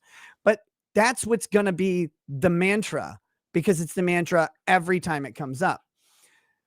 So then why, Mr. Rekieta, Which is a fair point, by the way. Information was a positive. Like, I have no issues with this. I understand his perspective on this. Like, yeah, since you did request that this be sealed, it does seem like it would be a bad idea to then go around and consent to things that you specifically asked to be sealed, to be released.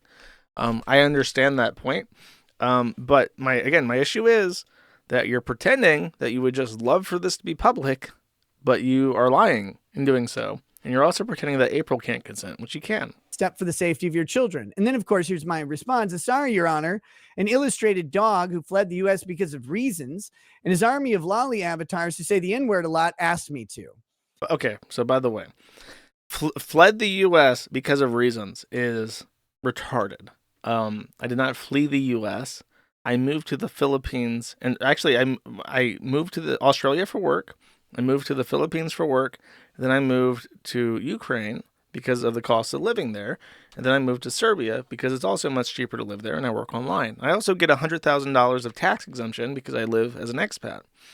I did not flee the U.S. There is no warrants for me anywhere, in any state, for any reason. But the direct insinuation there, obviously, because of what he's saying about me and about the lolly avatars, is really obvious, and it's really... my reply is on the point with this, by the way. I'll just let him say it. The absurdity of a parent signing a consent form for people to get more information about their children and give it to the Kiwi Farms people is like, they don't even recognize like how that looks. And again, under normal circumstances, I just don't care. Like, I'm allowed to make data requests. I'm allowed to ask for shit. I am a citizen of the United States of fucking America. And I and my companies, as American entities, are permitted to access and file requests for certain interesting matters of public public matters. So I don't understand the posturing. Isn't it just ridiculous that this Kiwi Farms, property of Locale LLC, is impugning itself on a Minnesota affair and asking for body cam footage? What a ridiculous series of nonsensical. It's just like, I'm allowed to. I literally have a fucking right to do this. So I am, because it's of interest to me. That looks insane.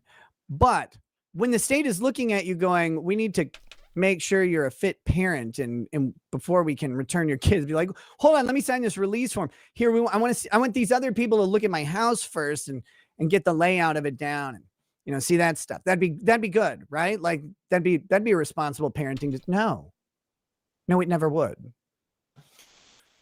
But I'm just trying to help him out here.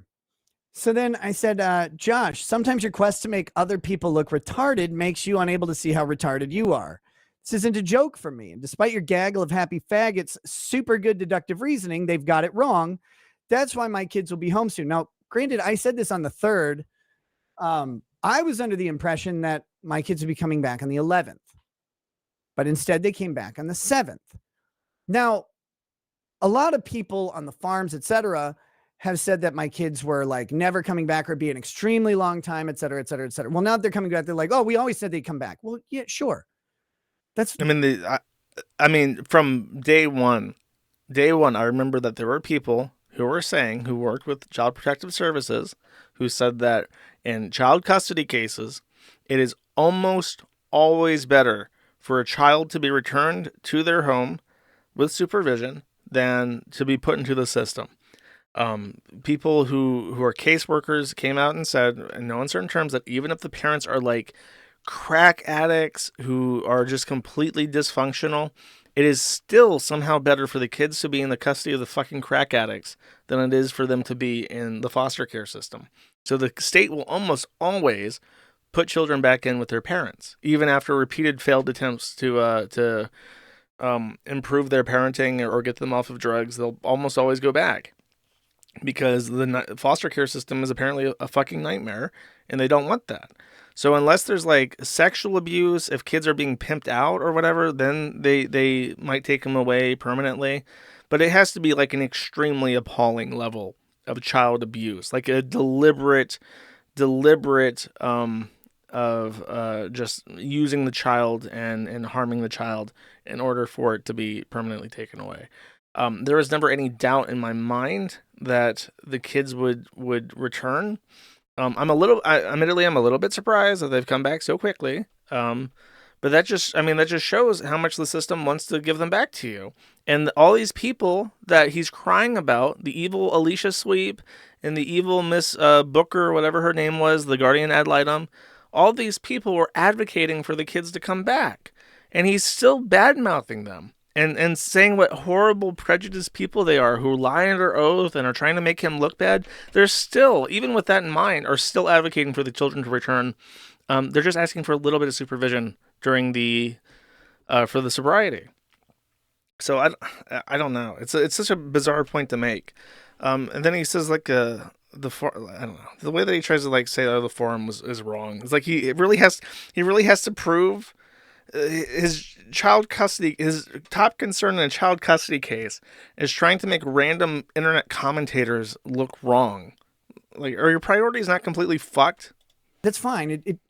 You guys had no way to know. I tried to tell you guys that you had no way to know. And I tried to explain the Minnesota law that specifically said why you wouldn't be able to know and that it wasn't even your fault. I'm like, yeah, these long-term case plans or whatever that you see, those are not actually dictating the flow of the case. They're required by statute as parallel planning to what's going on. But there's other shit going on that you guys don't know about, and I can't tell you. No one else can know. So when you saw these people like commenting, oh, this is what's actually happening, Nick's a liar.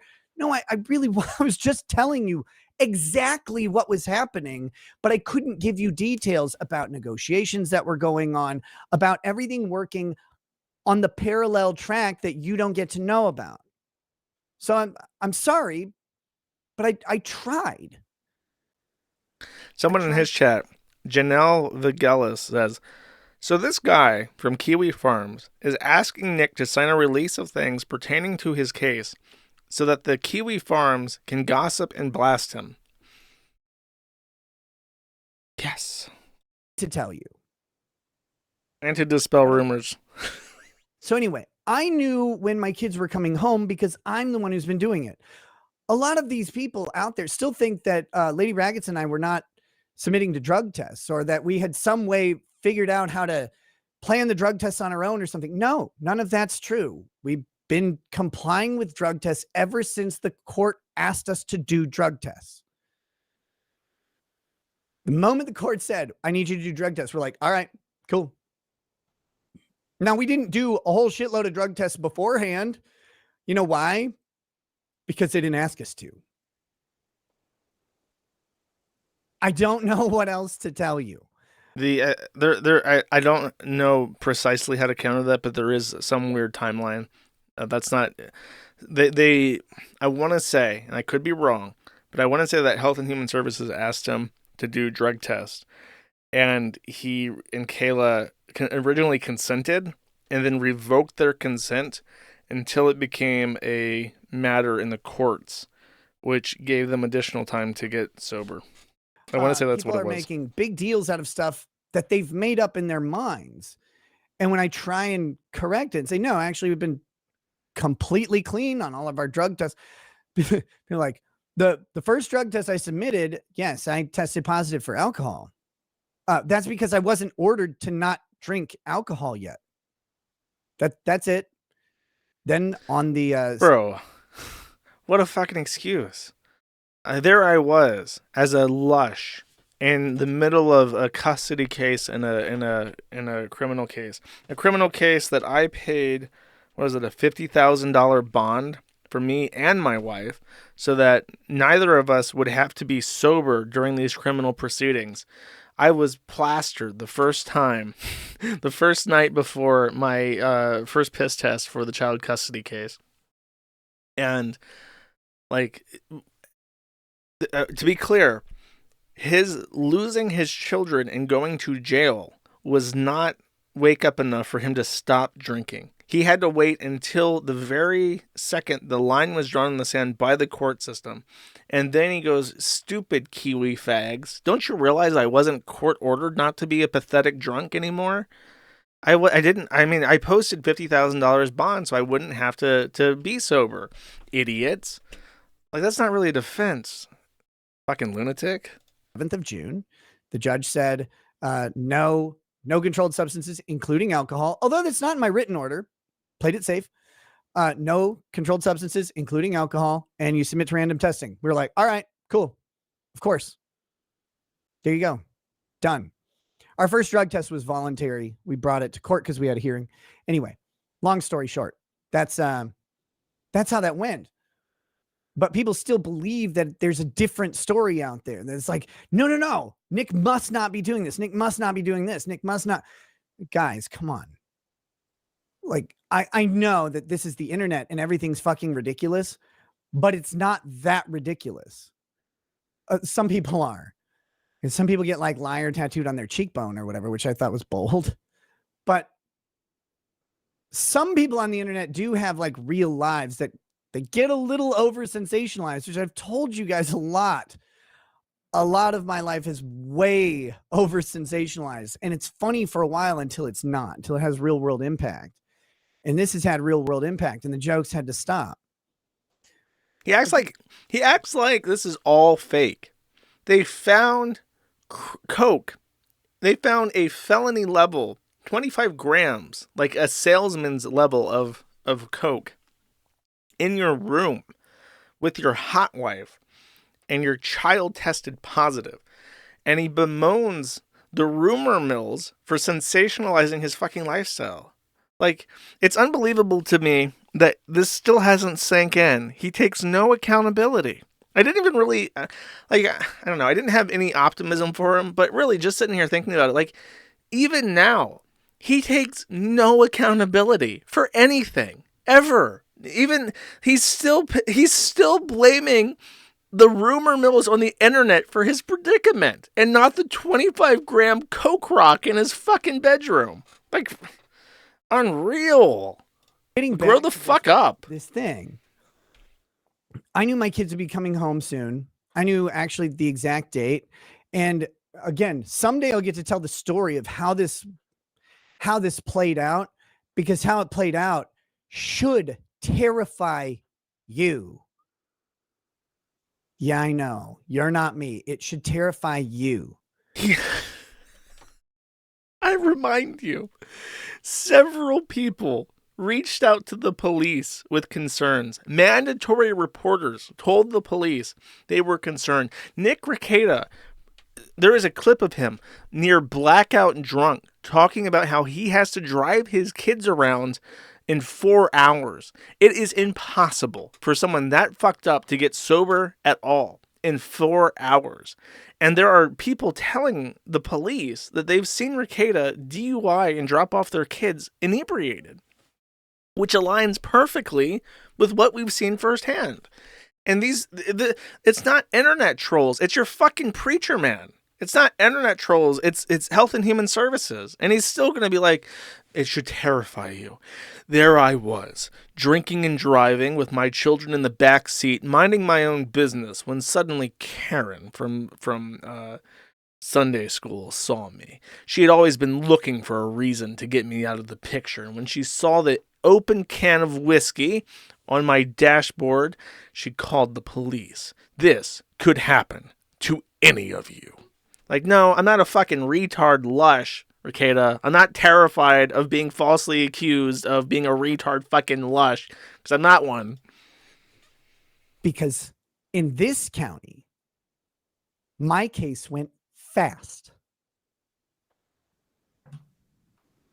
There's kids involved. Should terrify you. You have a right to a speedy trial, Rekieta. Considering the absolute dearth of evidence and accusations that they had. I know the internet. What a defense! What a defense! So many people came out and said I was a dangerous alcoholic. There is no way that they could have processed all these different people saying that I was a danger to myself and my family. This is undue. How did they get probable cause with all these reports coming in? There's no way they could have handled this many people saying that I was a fucking wreck. Come on, this should terrify all of you. Made a ton of accusations. Guys, the county doesn't accuse me of any of the stuff that you do. Which is why the kids are back home. So in light of this went fast.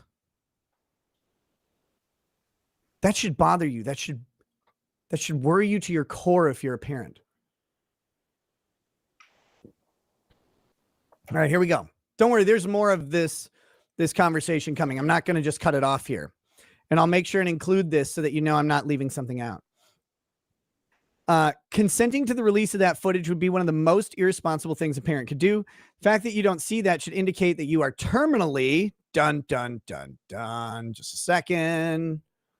Just a second. Here. Get a new one here. See that should indicate. Fact that you don't see that should indicate that you're terminally connected to the internet and disconnected from reality. Peace, which people like tried to psychoanalyze peace. Guys, I've used peace as a send-off forever. It's just really pathetic that you say peace as a send-off, as if your monologue is done, and then you keep talking because you got to get the last word. There's no psychoanalysis there. It's just sad.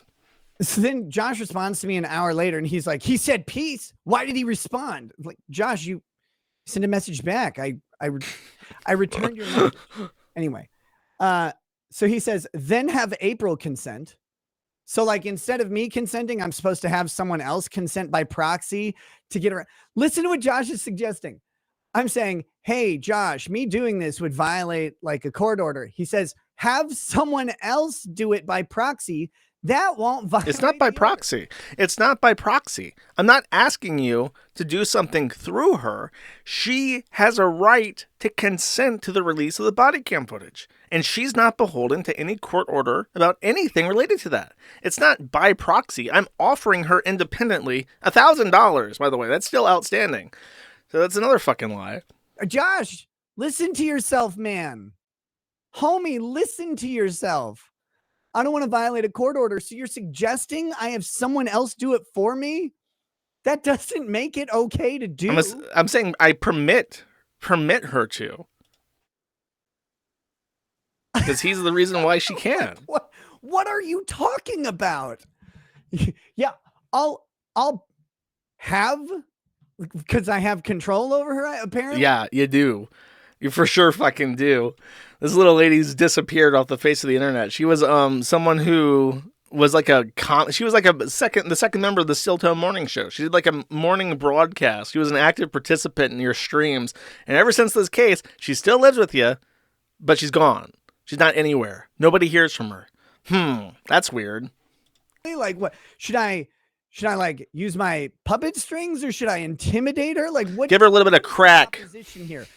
Just have her do it. Then it's not you. Fucking insane. But okay. No, Josh, very reasonable. Then have April consent. You are the one who said the footage would exonerate you. I didn't actually say the footage would exonerate me. I believe, it's a little fuzzy, I believe I said that there are things in the footage that may help my case. They may actually be things that break the case. I don't know. Especially at the time I had said it, I had not seen the footage. I still haven't seen all of the footage. There's a shitload of it. But this is one of those things where Josh takes something I said and he paraphrases it into a direct statement or accusation or whatever, but it isn't true. And it's the only reason I'm showing these messages is because he's done this multiple times now. And then people believe him and they say that he's credible and I'm not. Well, I'm showing you the messages because the credibility here is critical. Josh, If you want to compare everything that we discuss in this to my 2 posts, it's like 1-to-1. There's very little, almost no, reinterpreting what he's saying. I'm just rewording it to be more concise and to be not the exact language that he used. just put in an affidavit that I have said things about the search of my house that I haven't said. He put it in an affidavit to the court, trying to convince the court of something, but I didn't say those things. I think it was either him reading someone else's misinterpretation or he just made a mistake. I don't think it's malicious, to be very clear. I don't know what in particular he's talking about, because I asked him for clarity on this point, and he does not give me a response that meshes with my understanding of what I said. But there is a point where, I mean, he has said multiple times that he directly accused Health and Human Services Child Safety Supervisor Alicia Sweep of lying under oath directly. And that was something that I put into my affidavit, and I think it made it into the motion as well. If there's something that I said in the affidavit that he disagrees with, and I think that he's complaining about one thing in particular, but I don't know for sure because he just refuses to say it, because it would contradict his public perception of what he's trying to accomplish in regards to spreading rumors about how the police are handling his case. I don't think Josh is malicious in any of this. I think he's myopic. I want the fucking body cam footage for the information. Give her consent to the release of the body cam footage, and the horror will end. The slobber mutt will be satiated. Why do you deny me? Why do you deny me the footage? The footage! And that overrides basic reasoning. But I don't think he's maliciously doing it. But here we go. He says, you are the one who petitioned the court to seal discovery. Not true. Actually, I didn't petition the court to seal discovery. The protective order on discovery in my civil case was proposed, guess what, by the county attorney. And my lawyer and Lady Rackets' lawyer independently agreed to it. It's in the transcript on your site. If you just read it, it's right there. They did it in court. And it's also in the order. So again, you normally would have no way of knowing this. Now you actually have a way of knowing this. You just didn't take the time to know it, which is fine, except now you're accusing me of doing this stuff. No. Anyway, insinuating everyone you don't like is a pedophile is an ugly and ineffective tactic. Well, Josh, funny thing, I didn't insinuate anybody that I'm not like. Dude, such a fucking sleazy comeback. What do you mean by lolly avatars? What do you mean by you fled the U.S.? Put those two things together. Like, this is 100% of everything he does all the time. He takes this fucking dipshit poisonous concept, and then he coats it in this duplicitous kind of roundabout way of putting it, and then he insinuates it heavily, and if you try to grasp it and say you're full of shit, it slips through your fingers like jelly-like slime. Oh, I did not say that precisely. It doesn't work. I'm not a fucking judge. I'm not an attorney. I don't have to prove. I don't have to quote you verbatim to prove something. I can show you what you said and what that means to an average ordinary person. And sure, it may not be a fucking defamation claim. I may not be able to sue you for it, but I know what you're saying. And the fact that he's so fucking spineless, as if I'm hankering to go after him for defamation or something. Just be a man for once. Take accountability for your fucked up life, your fucked up family, and take accountability for the shit you say. Just for once. Just one fucking time. For the benefit of everybody. For our sanity. Stop being such a lying cunt for one fucking second. He's just literally going to say bunch of lolly avatars on that Kiwi Farms, and then cry and whinge. That's not what I said. You can't quote me directly on that. I only implied it roundabout. Fuck you. Liking is a pedophile here. But Josh does this all the time. Go through the list of people that Josh used to like and who he doesn't like now, and look at how many of them he has called a pedophile. It's one of the most common words in his dictionary. This is an amazing case of projection from Josh. But notice in this conversation, I didn't call anyone a pedophile. Josh did. I mean, what are you crying about? Vito? Vito the pedo? He's a pedophile. Matt Carson? He's a pedophile. Who are you complaining about that I've defamed by calling him a pedophile? That's not a pedophile. Like, there's nobody I can think of that could whinge.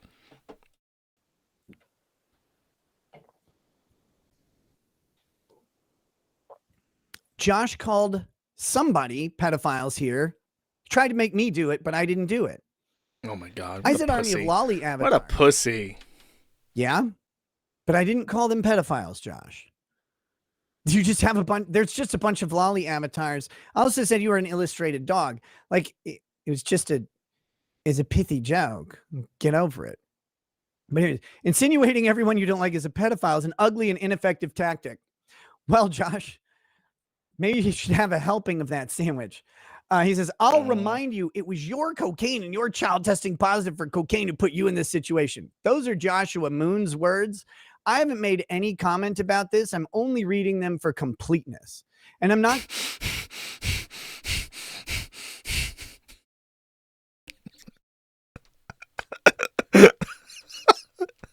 This dude will die. I don't know when he'll die. He could be in the next few years. It could be as an old 100. He could live to 500 years old. But regardless, there will come a day where he expires.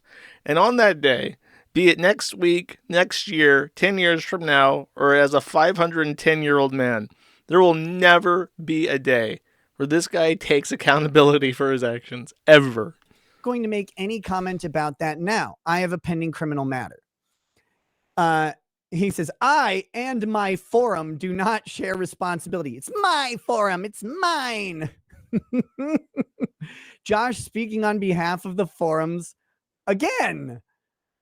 Well, that's just rich. It's good. Josh, I'm glad you're finally coming around to this, because for years you denied all of this. Like, I mean, this is my forum. I own it. What's the confusion? Acting on behalf of the forum. You're acting on behalf of you, and the people do it themselves, but yes. I guess it's collective now. I mean,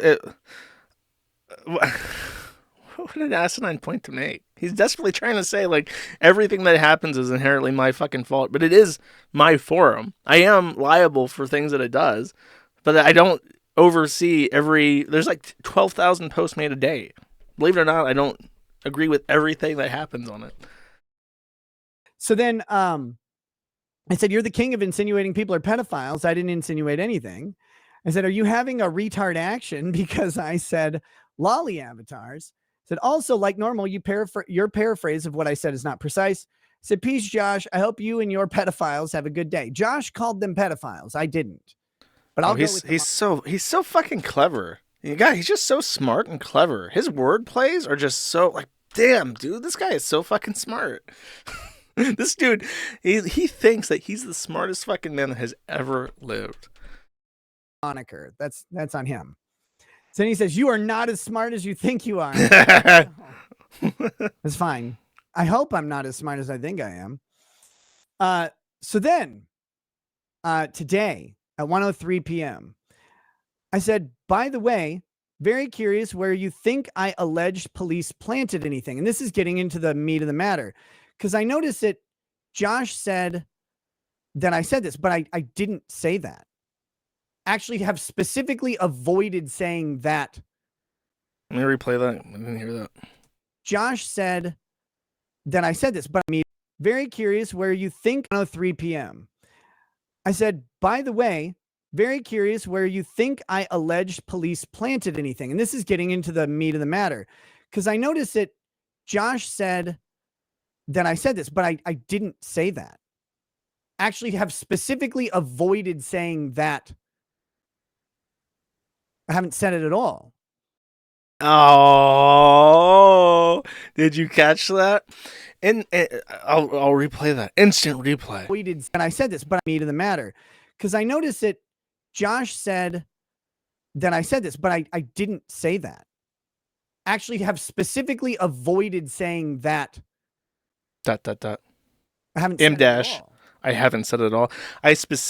Oh, did you mean to say that in your muckraking and rumor milling to try and seed as much doubt regarding the authenticity of the police findings that you very specifically in your public appearances and discussions with other people avoided directly stating that they might have planted the cocaine while trying to insinuate that as much as possible?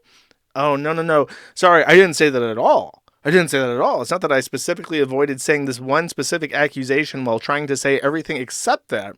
I didn't say that at all. M dash didn't say that. Uh-oh. We may have a tacit admission there. Don't talk about your cases live on live stream, bro. When people insinuated that I meant it, I said I didn't say that. I have clearly not, I've specifically not said this. If I'm wrong, please, somebody let me know, because I'm pretty sure I've never actually said this, and I haven't seen anybody find it yet. I said, you put it in a motion supported by affidavit. Are you sure you didn't just paraphrase something incorrectly and assume what I meant? I'm pretty sure that's what happened. Or maybe you misread a retarded summary from a forum post. Who knows?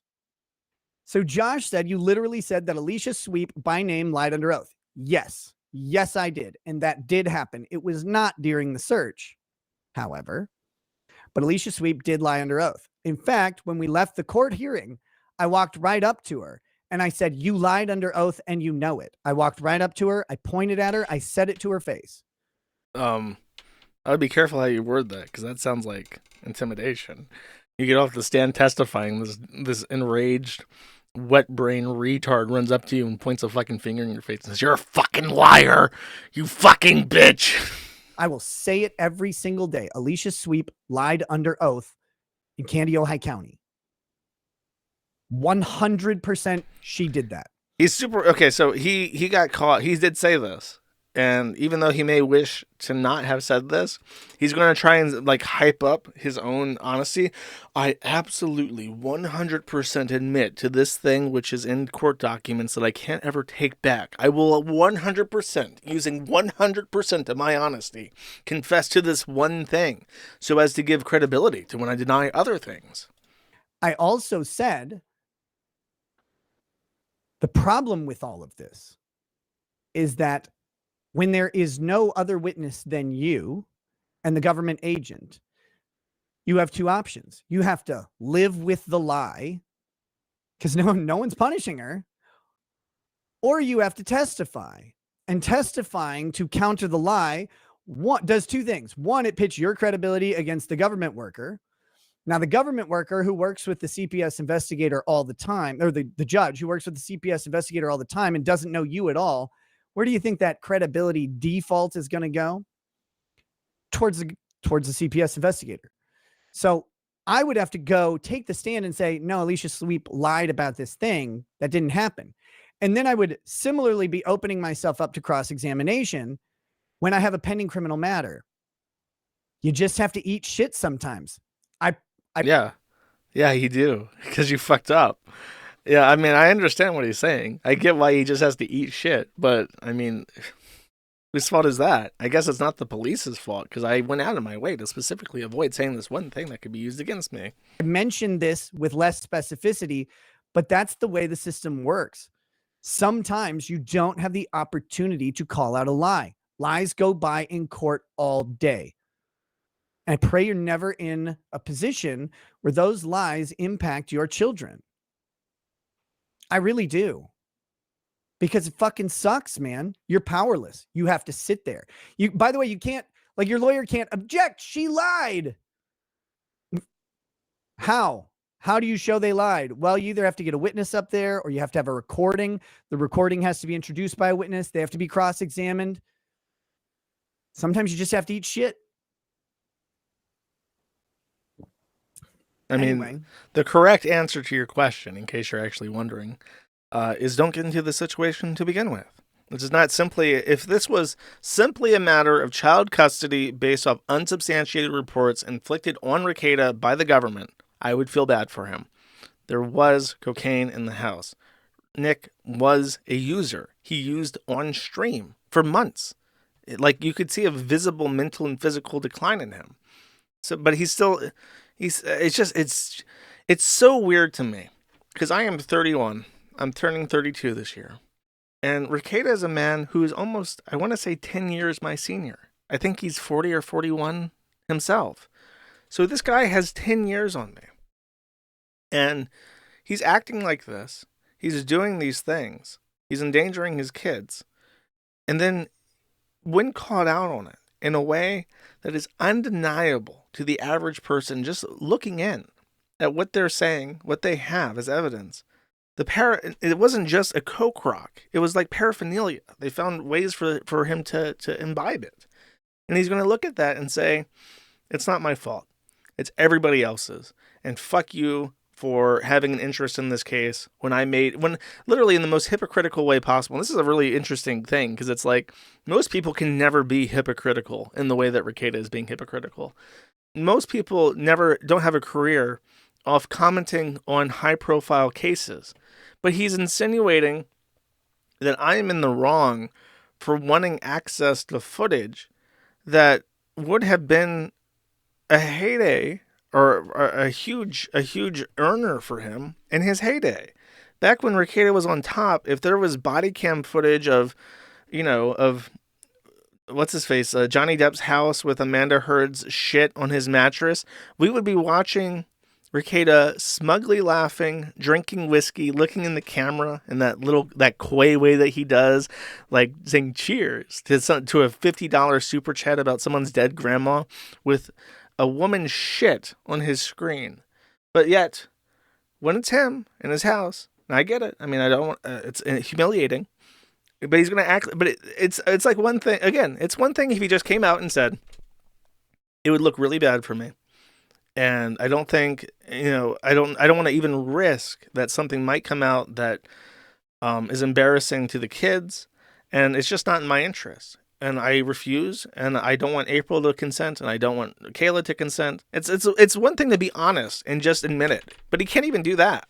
He has to pretend that there's nothing on the footage while simultaneously doing literally everything and making every argument conceivable why it should never be released. And chimping out when I find a way to get it that doesn't involve him at all, because now his lie is that he can't consent to it and April can't consent to it, which he absolutely can and has no reason not to, besides him not wanting her to or her not wanting to. And he then has to find some way to make the rumor mill way look bad, which is what this all is. He's trying to explain how I'm either wrong or lying, and it's like, I'm sorry, bro, but I'm not the one that told all your fucking friends the things that you did to get them saying the things that they are. So, here we go. 100%. So here we go. He says, if you want to point out a specific paragraph in the affidavit you have an issue with, you can, but you're very obvious about what you're doing. Obvious. Josh, I don't know where you think I said this, but I didn't say it. And he's done this. There exists no subtext. There is no implications about what he's saying. Only the honest, direct truth with no catch-22s possible. Rekieta, as a lawyer, only knows how to speak in plain English. Before just like Josh so ludicrous. When I talk to him, he'll say, what do you want me to redact or retract or change? Oh, he's going to do this fucking lie again. What a fucking piece of shit. Or make a statement on. I say, I'm going to get that. Nigga, mark my fucking words. I'm getting that body cam footage. You're going to spin this fucking lie again, motherfucker. I'm getting it. Swiggity swooty. I don't want you to delete anything. I don't want you to censor anything. And then he'll say, Nick tried to get me to censor something, or Nick tried to get me to change something. No, I never said those words. I never said those exact words. I only heavily implied it, and implications don't exist.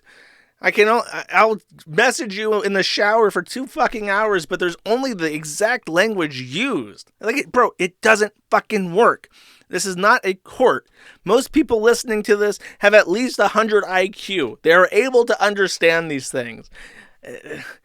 It's just like, who does this work on? You can't. I'm not your fucking kids and wife. My audience is not your fucking kids and wife. They have no reason to trust you. They can look at the logs and say, oh, he's being a piece of shit. I understand this implicitly by looking at them. They don't assume the best of you. They're not your kids. They're not going to be like, oh, well, dad wouldn't lie to me. They're going to look at you and say, oh, this is a fucking shyster lawyer. Everything that he says has a double entendre to it. Done that. It's amazing how many times he has personally accused me of that. When I do something like this, I'm saying, dude, you're saying something that's not true. He's doing it constantly. If you don't understand, the implication here is that he's trying to trip me up and get me to admit that I lied about something in an affidavit which is signed under perjury. That's what he's trying to accomplish. The issue is that I didn't lie about anything in the affidavit. It's all true to the best of my knowledge. So, like, what I'm saying is, bro, I know what you're fucking doing. I'm not fucking retarded. I'm a fucking adult. Like, I get that you're trying to trip me up on your fucking on the affidavit, so you can say, oh, he knowingly lied, which I didn't, so that he could get it thrown out, so that there wouldn't be a recording at the omnibus hearing, which is what he's trying to do. He's trying to get more records squelched because it will make him look bad. It's so fucking obvious. But he has the audacity to sit here on live and pretend that's not what he's doing. Like, I don't understand how you can even pretend that, because it's so fucking obvious to anybody that has any fucking clue about what's going on. But this is one of the big things, and I've said this before and I'll say it again. One of the most shocking things that you'll see when you deal with people like this is that they will lie to you about things you don't even understand why they would lie about. People, and they're the hardest people to deal with, because the average person has like a baseline level of trust in their fellow man. And when someone says something, you just kind of assume, well, they don't have any reason to lie. And that's how society works. But then you have people like this who have like a personality disorder who just lie constantly. And it's like, it fucks up everything, because your base instinct, like people don't lie unless they have a reason to, goes out the window. You have to automatically assume that he's lying about everything just because he gets a delight from lying sometimes. Like, just because he feels like he's smarter than people when he makes them believe things that aren't true. In this case, he has a motivation that's pretty obvious, but it's very difficult to deal with somebody who lies second nature, because like, I've at least doubled the time of this video, even though I'm trying to let things slide as much as possible, because the time that it takes to like point out that somebody's lying is always, always, always more time than it takes to actually lie. It's so much more effort to undo a lie than it is to tell one. And that's why people who are chronic pathological liars get away with so much bullshit, because it's just so much effort to try and entangle somebody and defeat them at what they're actually saying. Well, what do you want me to change it? No, I'm just letting you know it's not right. That's literally it. Do whatever the fuck you want with it. So here he goes. Everything I've said in the affidavit was true to the best of my knowledge and ability. Yeah, that's fine, but your knowledge and ability are lacking. Sorry, Josh. And then he does this thing. He's like, when he tries to message me and I call him out on shit, and he doesn't get what he wants with his gambits, he goes, well, I'm only texting you about this matter so it benefits you. I have reached out the fact that we're not friends and I don't like you, and I openly imply things about you in your forum, but I reach out for your benefit so that you may know better. It's like, it didn't work. Back in the day, it didn't work with the shower text. I know what you're doing. You're not reaching out for my fucking benefit. You're not reaching out a friendship stick to impart knowledge. You're doing something. So then we go back to me responding to his Alicia Sweet thing. I said, she did. That was not during the warrant execution. It wasn't. It was after. Okay. I said, I'm just trying to tell you that I have not alleged the police planted anything, which I have not. You misunderstood or read someone's summary who misunderstood.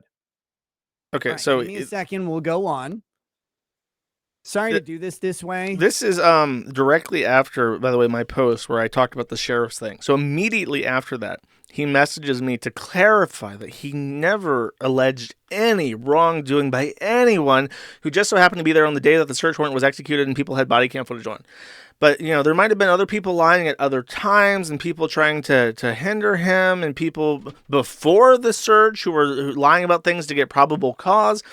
but I never said anything about people on the day with the body cam footage on. That never happened. I never said anything about that could be dispelled by the release of the body cam footage. Just letting you know right now that nothing released by the body cam footage would dispel any rumors that I've created. It was always before or after the search warrant execution. Okay, nothing happened on that day. Everything was fine and above board. The search warrant was executed perfectly, and nothing bad happened. Just so you know, Josh, I love you. Just so you know, I wish you $1 million. I wish you 1 million hours of body cam footage from other people. Nothing happened that specific day that the police could dispel by releasing the body cam footage. Okay, just between us. Thanks. Bye. Love you. Like, oh, damn, bro. The complexity and layers of Sir Baldo's attempts at dispelling rumors. He really is a Machiavellian king who can get away with anything because he's just so clever in how he ravels his tales. No, he's not. He's not so blatant a child could understand what he's doing. He's really smart. Trust me. Here we go. I said, you misunderstood or read someone's summary who misunderstood. I may have suggested multiple times over the years that no one should consent to a search because you don't know if police will even inadvertently place something. So, but I've made no public accusations regarding the planting of evidence. So maybe someone misinterpreted my explanation that police have to prove that I possessed what they alleged, and there are facts which make this issue complicated. There are. I said, Alicia Sweep lied, stating that I prevented her from accessing the bedroom and closing the door. That was a lie under oath. That was a lie under oath. A CPS worker named Alicia Sweep in Candiotihigh County, Minnesota, lied under oath in the case against me. There's no way around it. That happened. Yeah. I wish there was some way around it. The system is that there was no way to counter the lie without testifying. Testifying would have been a bad move at the time. Very true. Very true.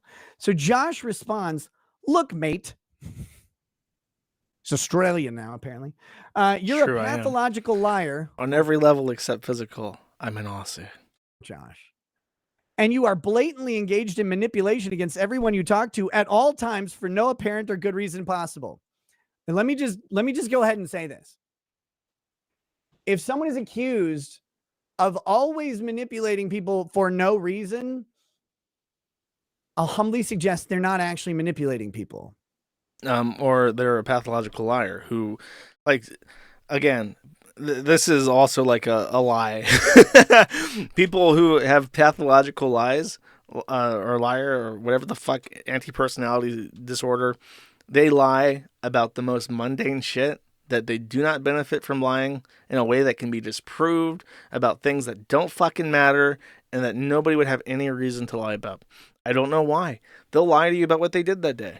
Like someone, you know, you could be talking about to somebody like this and you could say like, hey, what'd you do? And they said, oh, I went to the fair. I'm like, oh, did you have fun? Yeah, had lots of fun. And then they didn't go to the fair. They stayed at home and played a computer game. Well, why did you say that you went to the fair? I didn't, they'll say. And it's like the most clusterfuck conversation ever. What the fuck do you mean you didn't say that you went to the fair? Why would you lie about that? And then why would you lie about lying? And they're like, I don't know what you're talking about. That's just what they do. They lie continuously for no fucking reason about things that don't matter and that nobody should have any reason to lie about. And it lights up some part of their brain that is inexplicable to a normal person, which is why the lies work to begin with. They just don't get it, but it happens. I mean, you can believe whatever you want. I'm not here to change that. I can't manipulate you into believing me. If I could, I'd be way richer. All right. Here's the crazy thing. Josh can never figure out what the manipulation is.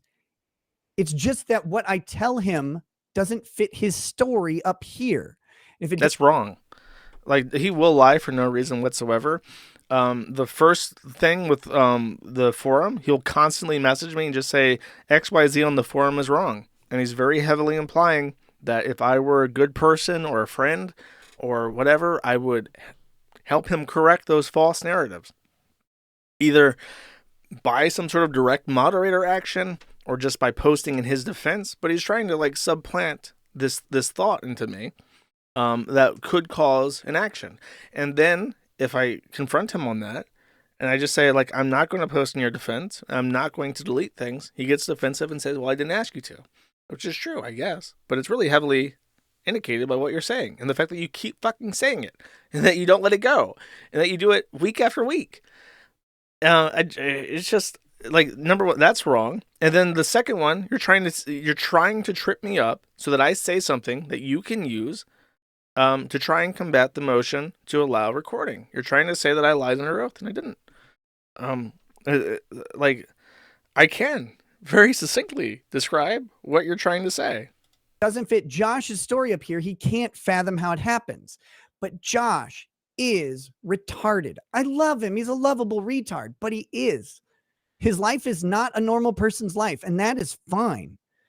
But it makes him have trouble identifying with other people in real situations. All those things are like just the way he talks about people in general is always duplicitous. Like, it's always underhanded.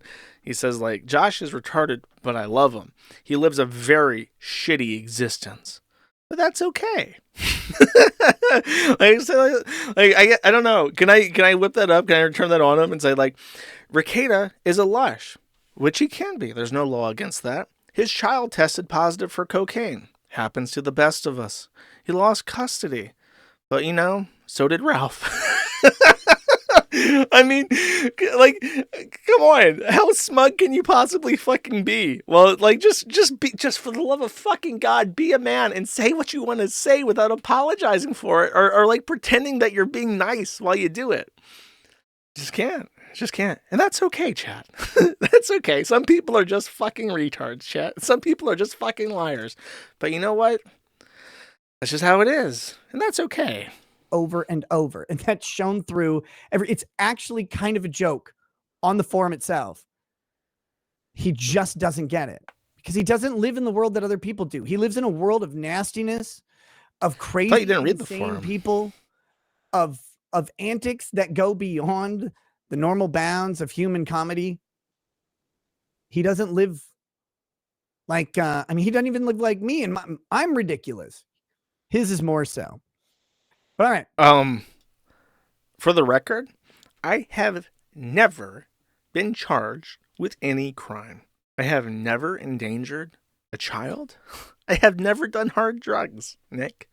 I live in a different country, but everything that I do, above board, perfectly fucking normal. Don't do any weird degenerate shit. I just stream to the internet and live someplace outside the US.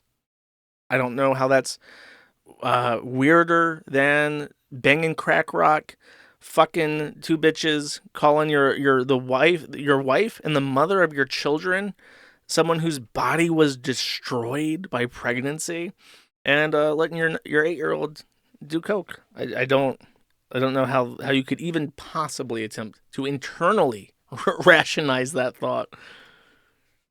He goes, yeah, apparently manipulating everyone all the time. Nothing you tell me will ever be taken at face value. And in this instance, it's just another obvious lie that makes me roll my eyes. Notice what Josh hasn't done. He has not found.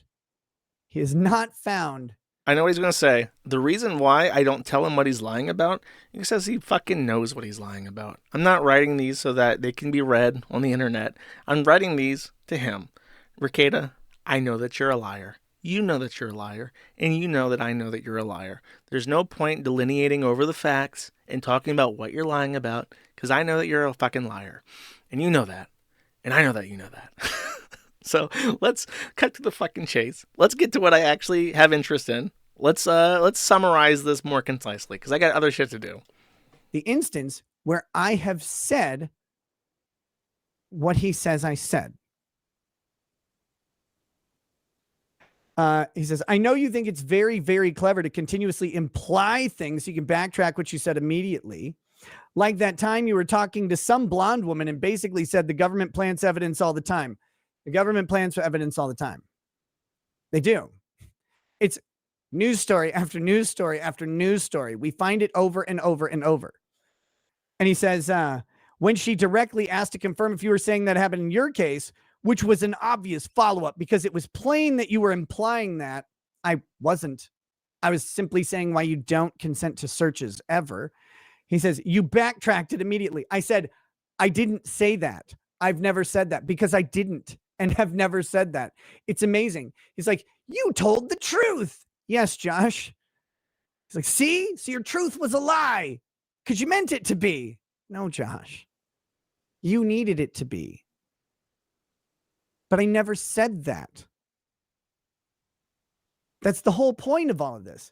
He says, you do this continuously. You insinuate through gritted teeth. Oh, shit, I didn't get the more. I'll read it to you. The more says, I mean, maybe I'm hiding something. You insinuate through gritted teeth that XYZ happened, and it was a knowingly malicious and deliberate effort by a state actor to accomplish some evil deed at your expense. Then when pressed, you look away from the camera and say, well, I didn't say that. Except I don't do that. It's amazing because for his thing to be right, his premise is that requires me to... Shout out to Joshua Mendoza. Hi, Noel. Can't wait to watch this and Maddie tomorrow. How you doing, brother? Do the thing that he needs me to do. It's very circular. I have to be making the implication to then deny the implication. But I'm denying the implication because I didn't make it.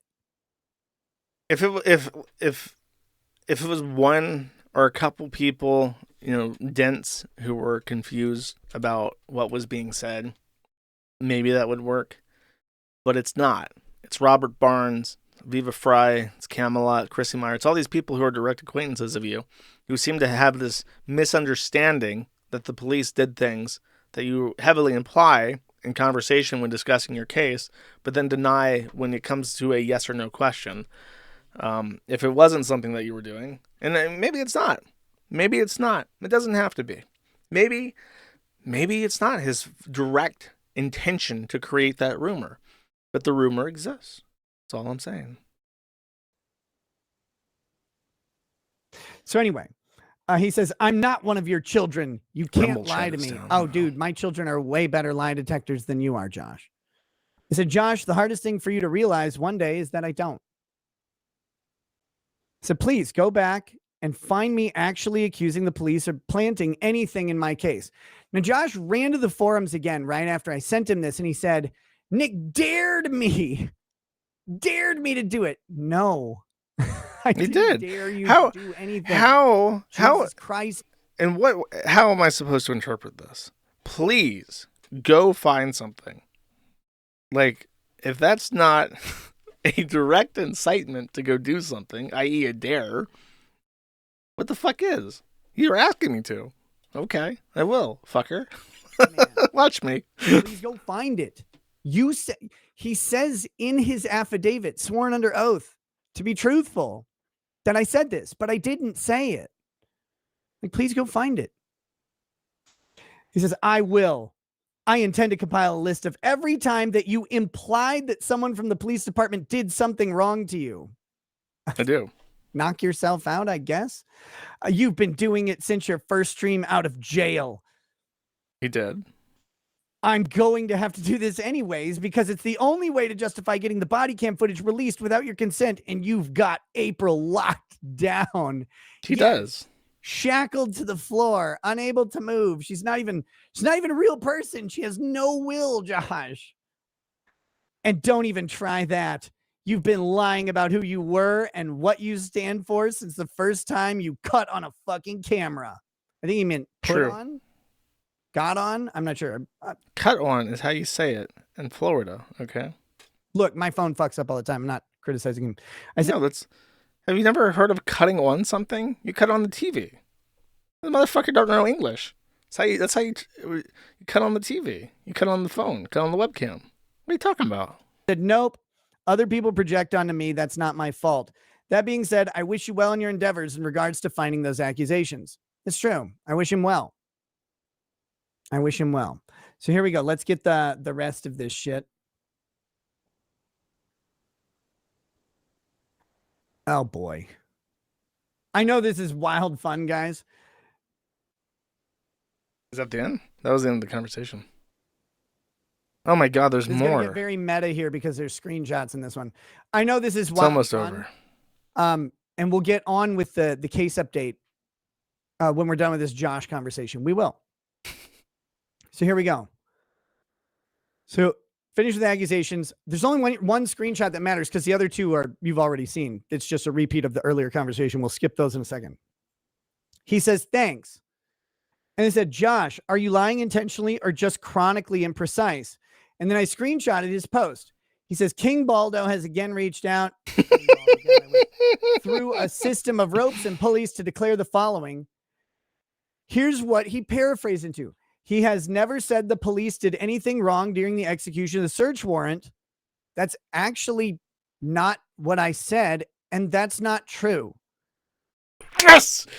Yes! Yes! This entire sit-through has been worth it. I believe I've said they've made mistakes. I haven't said anything about what they are. But I did not say they haven't done, that they did nothing wrong. I just said they didn't. I never said they planted evidence. Chat, let's do a quick poll arena right here. Do you believe that the Kandiyohi County Sheriff's Department did something wrong, might have done something wrong during the execution of their search warrant based off Rekieta's last statement? Question mark. Vote 1 for yes. Vote 2 for no. Let's create a poll here. Oh no, I used an apostrophe. The poll is ruined. I'm going to consider all votes to be yes. Do not vote if you have a contrary opinion to what I'm trying to do. This is what Josh has done. He has shifted the language and moved the goalposts to make his lies version into a form. My lie. Mother. Dude, him trying to turn this and be like, he's the one that's actually lying. No, I have, oh God, what's that fancy word for when you have like divine right? Providence. I have providence and I speak from the chair. Everything I say is true. Because he can't be. He had all these messages. He had them. But his paraphrase is imprecise. And it's really important because, again... Then post! Post on my fucking website! Oh my God, I lost my point. I clicked in such a rage. I lost my website. Post then! Just make a fucking account. Why are you messaging me? Stop fucking messaging me. I don't want to talk to you. I am not want to speak to you for like 2 years now and you keep messaging me. Please. Just make a fucking account. I don't understand. Of ropes and pulleys to declare the following. Okay, I already went past this. This is what Josh to make his lies version into a form of truth. Because he can't be. He had all these messages. He had them.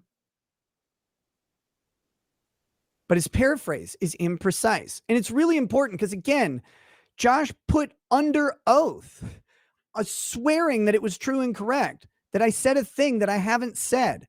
If I wrote it in the fucking affidavit, it's true to the best of my knowledge, Rekieta. Through his lawyer.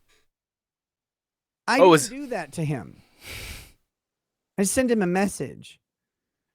But he did this, and then when he's like, he sounds, the way he's like ending his voice, there I was, talking to my friend, Joshua Moon, with nothing but love in my heart. And I just wanted to tell him things as a friend. And he wrote to the government under oath lies about what I told him. Chat, it's not fair. Not fair, chat. Why would he do this to me? Say, hey, John, I didn't say that. Now he's like, he's changing it, and he's changing the language that he used. It's amazing. So he goes, search warrant on his premises, and both dares me and wishes me luck in finding evidence to the contrary to support a petition to the Kandiyohi County Sheriff's Department.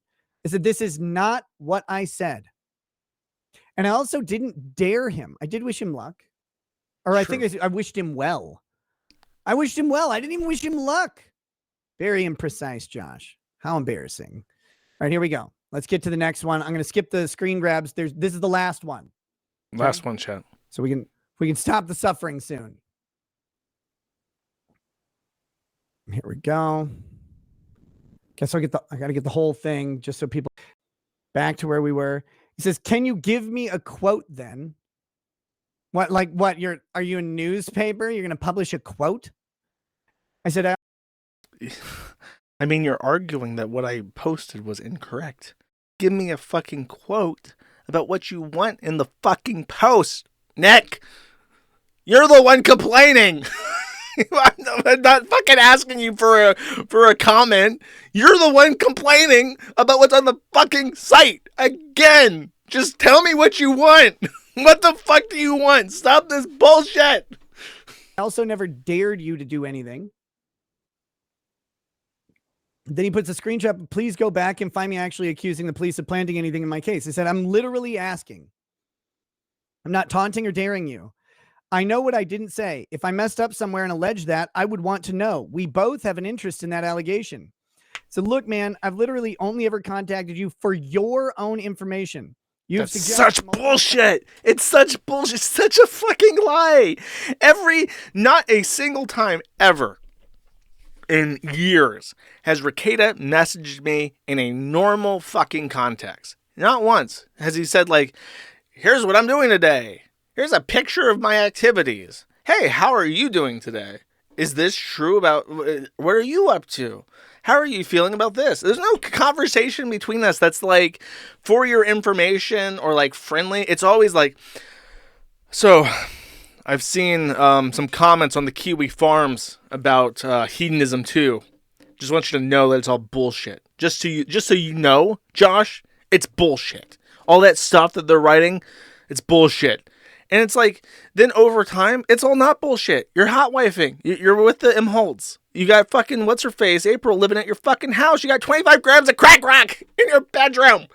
And and it's like all those conversations where he just tried to like, hey buddy, how you doing? You want to talk about these fucking posts on the Kiwi Farms I don't like? It's like, it's all vindicated. They're all, everything that he's messaged me about to complain about has been vindicated over the passage of time. And these fucking conversations are going to go down vindicated in the next 3 goddamn months. It's just so obvious. I don't know. I'm subjecting myself to it because it's like but normally when he's just like ranting about the form, I don't even listen to it. It's like with Ralph or whatever. Like I don't care about what you people think about me. But he is the hot topic, so let's rant and rave chat. Times that I'm demanding a retraction or correction. I always tell you no. Trying to convince someone else to correct the record for an internet audience is nonsensical. So there you go. Joshua Moon. I don't like doing that. I really don't. But dude, the guy just fucking lied about what I said. He lied. He lied. He's very specifically taking issue with the dare part. And it's like with the we. It's like, does it benefit you to be such a pedant? Hey, if you want to be better understood, maybe you should just say what you want to say instead of doing this roundabout fucking implication bullshit that never fucking works because you're not smart enough to pull it off, and the people that you talk to are aware that you're a fucking shyster liar that lies constantly. Maybe you should maybe just be direct. Never happens. About what I said in his affidavit that he filed with the court, which he couldn't provide a paragraph out of that he had hey, issues dude, with. I didn't by the way, say that. He's like, haha, you did. It's like, where?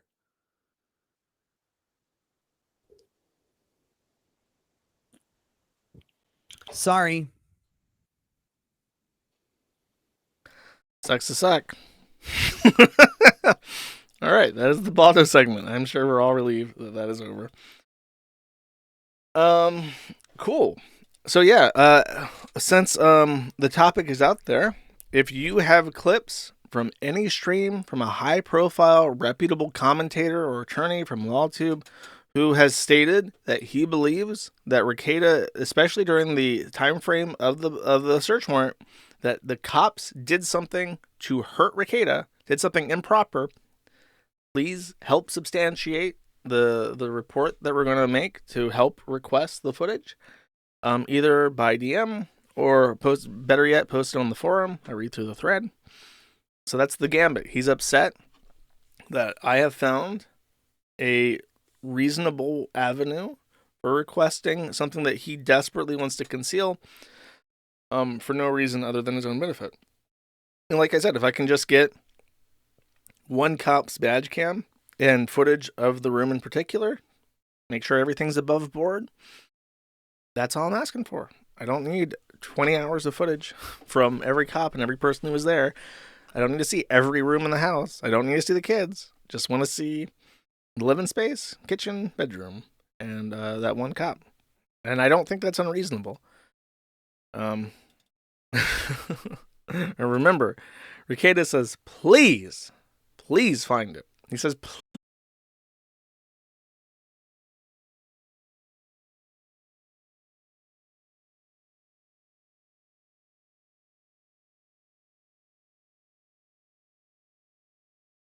hello, chat. I paused the recording. Don't you worry. I saw that. Make sure everything's up. Okay, that's working. Well, it happened. I always read stories and thought it could never happen to us. She, in air quotes, broke up with me. I was her rock for over 7 years. I stood by her through thick and thin, through all the stress of transition, every first, through trying to teach her everything I know about how to be a woman. We got engaged last year and bought a house. Not even a year in, she says she's polyamorous and doesn't want me controlling how she loves anymore. We went through therapy, tried to make it work, but in the end, she decided that loving other people was more important than loving me. I feel completely used and worthless. Now she's T for T and acquired a new girlfriend, in air quotes, within 3 weeks of our relationship ending. Couldn't even bother to wait until I got myself physically out of the house we share. It's too painful to stick around here anymore, so bye everyone. I hope and pray that no one else suffers the same fate as me, but feel free to reach out if you're in a similar situation. Behold the fate of every handmaiden. Yes, you were used and are treated completely worthless by this tranny. This is how trannies treat everybody. I don't know why you're surprised. You helped facilitate his fetish and inflict it upon the world, and you have reaped the rewards. Enjoy, Lavender Lips. That's the Reddit segment. Okay. Well, thank you guys very much for watching. I hope you have enjoyed me bantering about with the Baldo today. I'll see you guys on Tuesday. Keep an eye out for the thing, and I will get to the super chats in just a second. There is no, there's nothing else, chat. Background, wallpaper, green mode. All right. See if my last second fix on the super chat works. Schneidberg Steingold. God damn it, doesn't fucking work. I knew it. Schneidberg Steingoldman for 10 says, Happy Pizza Day. Thank you, Schneidberg Steingoldman. I appreciate it. Space Alien, or Space Allen for 20 says, Ham Jam. Thank you, Space Allen. Appreciate it. Eric George for 10 says, Jersh, this passive-aggressive back and forth between you and Krakets on your respective streams is a big gay. I wish you two could debate this stuff, but it wouldn't suit your personality or his ego. There's nothing to debate. And that sounds weird, because it's like, well, you just spent an hour and a half debating Rekieta indirectly. No. It's like with the private messages. You know how I say, like, you know, I know he's lying. He knows he's lying. He knows I know he's lying. There's nothing to discuss. Like, his deflections, his roundabout way of characterizing what he says is how he is selling his personality to his audience. He's saying, don't believe these evil people in the Kiwi farms. Believe me. Don't believe anything that makes me look bad. Believe me. And it's like, it's a very careful coding of lies with, you know, to try and cultivate his following. He does not care to prove me wrong. He doesn't care to convince people that he's right. You know, what he's doing is he's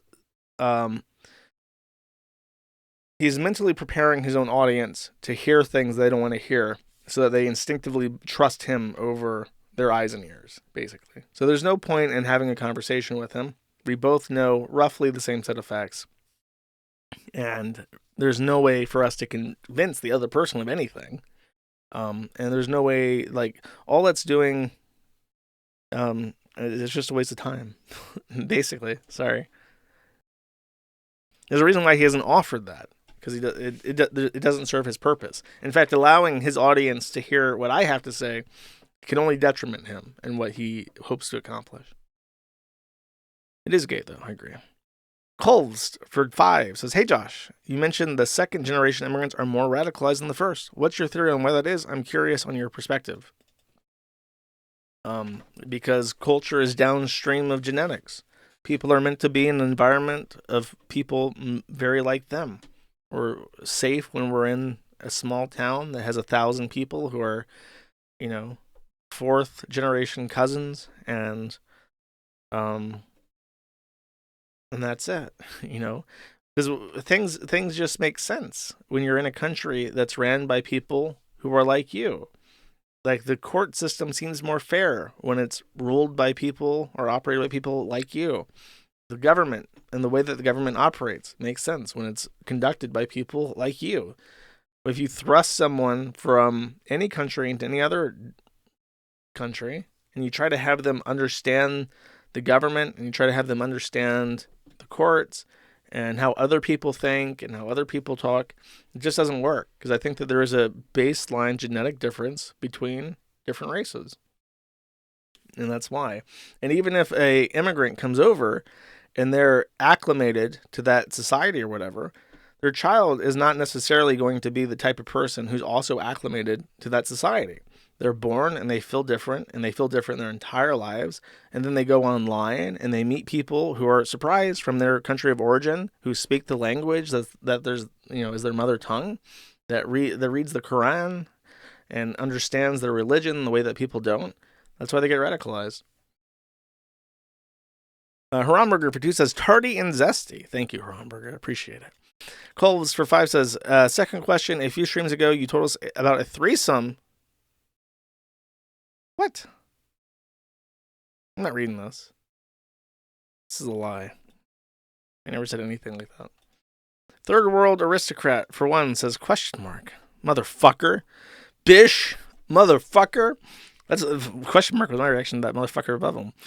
Ballistic characteristic for 20 says, "Enjoy your weekend, Josh. Your Gumroad videos have been very entertaining." Fuck. I have to bash out the movie review. I know exactly what I want to do and what I want to say, but the video editing is a lot more complicated. Longboarder 241 says, "Been a while, Josh. Here's another Stallman post. Have a good day." It has been a while, I recognize it. I don't know. Did you try to send me 2? No, you just fucked it up, I think. Oh, you tried to send me 2, but you fucked it up. Okay, I got you. Sorry, I'm trying to operate this. Okay, Stallman says, "Some countries charge a household a very low price per joule for up to a specified low rate of energy use, and a higher price per joule for additional energy beyond what is necessary minimum. That eliminates the danger of shutoffs for the poor and assures that the high fuel costs won't crush them.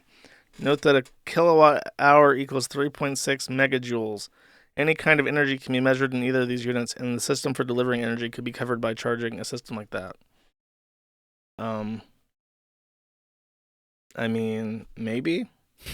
I mean, am I supposed to opine about, like, metering energy? Are we in, like, an energy crisis? Maybe it's a good idea. I don't know. I think it would hurt businesses. Probably increase the price of everything.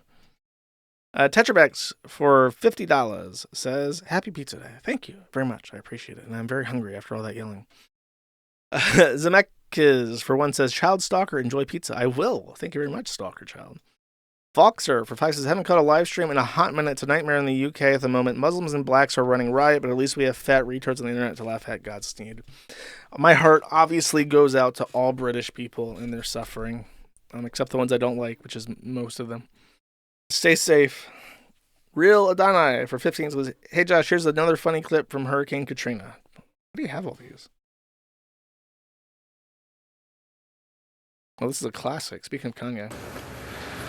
And subtle, but in even many ways more profoundly devastating, is the lasting damage to the survivors' will to rebuild and remain in the area. The destruction of the spirit of the people of southern Louisiana and Mississippi may end up being the most tragic loss of all.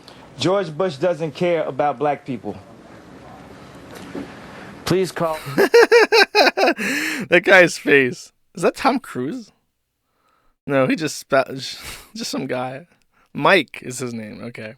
Yeah, his face is like shock and horror. I don't know. Maybe he was on nitrous back then too. Good luck 7 for 5 says, have a good weekend. I broke a tooth and my car broke the same day. Hopefully the next week is better. I hope so too. That sounds like a pain in the fucking ass, bro. Good luck with that. Deadly Olive for 5 says, I canceled my YouTube Premium on your advice. Now, how do I avoid ads on mobile?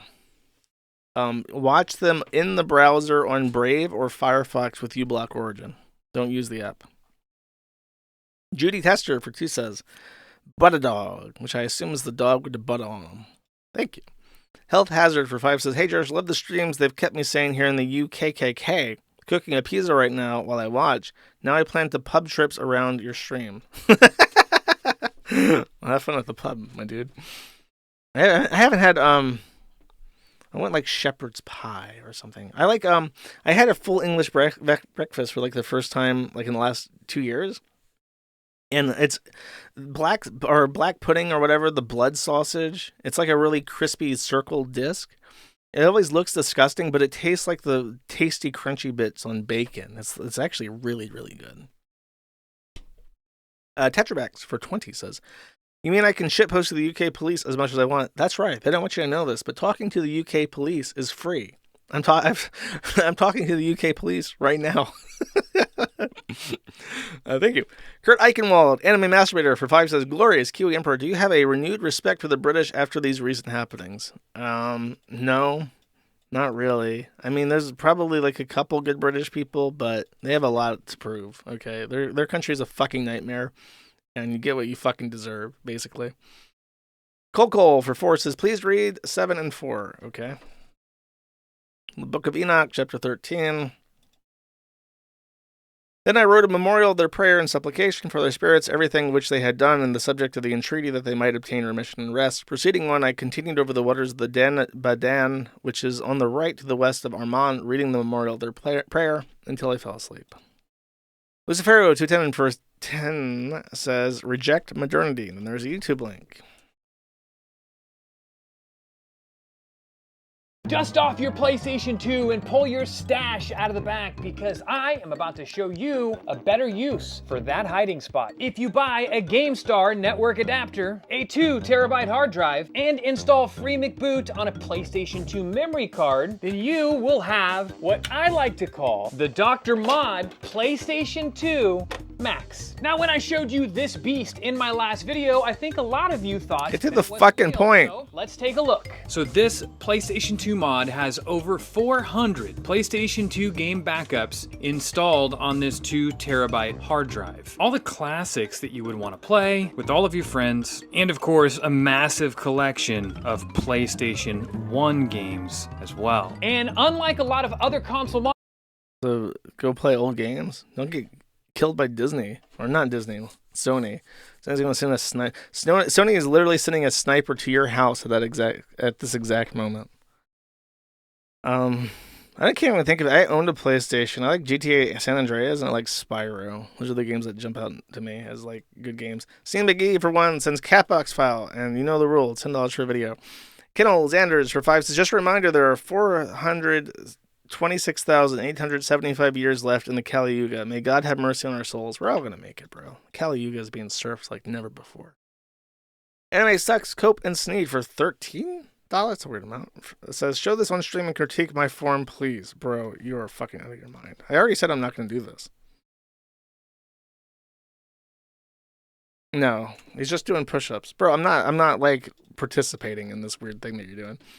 Girlfriend Haver for 10 says, very upsetting that none of these Dragoneer tributes were in cars, thus depriving the 4chan auto board of their presence.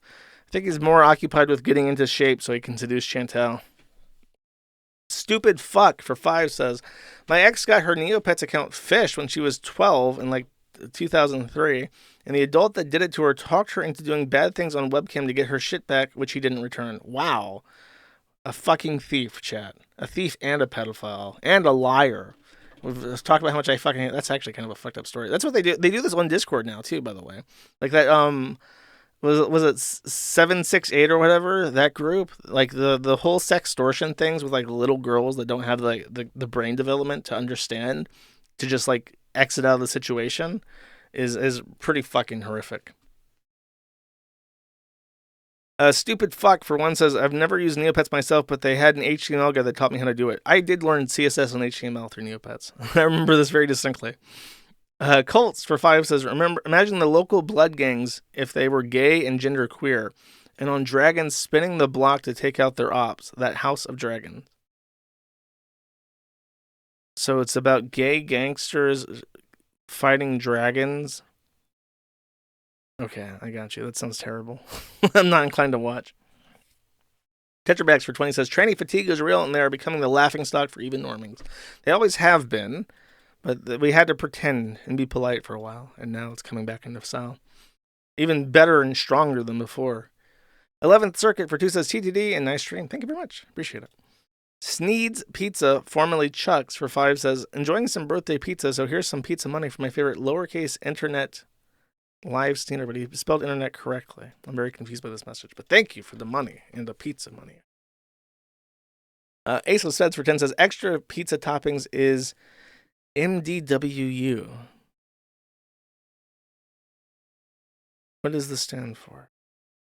Minnesota, Dakota, and Western Railway Company. Madison Downtown Workers Union. Maritime and Dockers Union. Minnesota, Dakota, and Western Railway. Multiplier Downtown Workers Union. I have no idea. I appreciate it, though.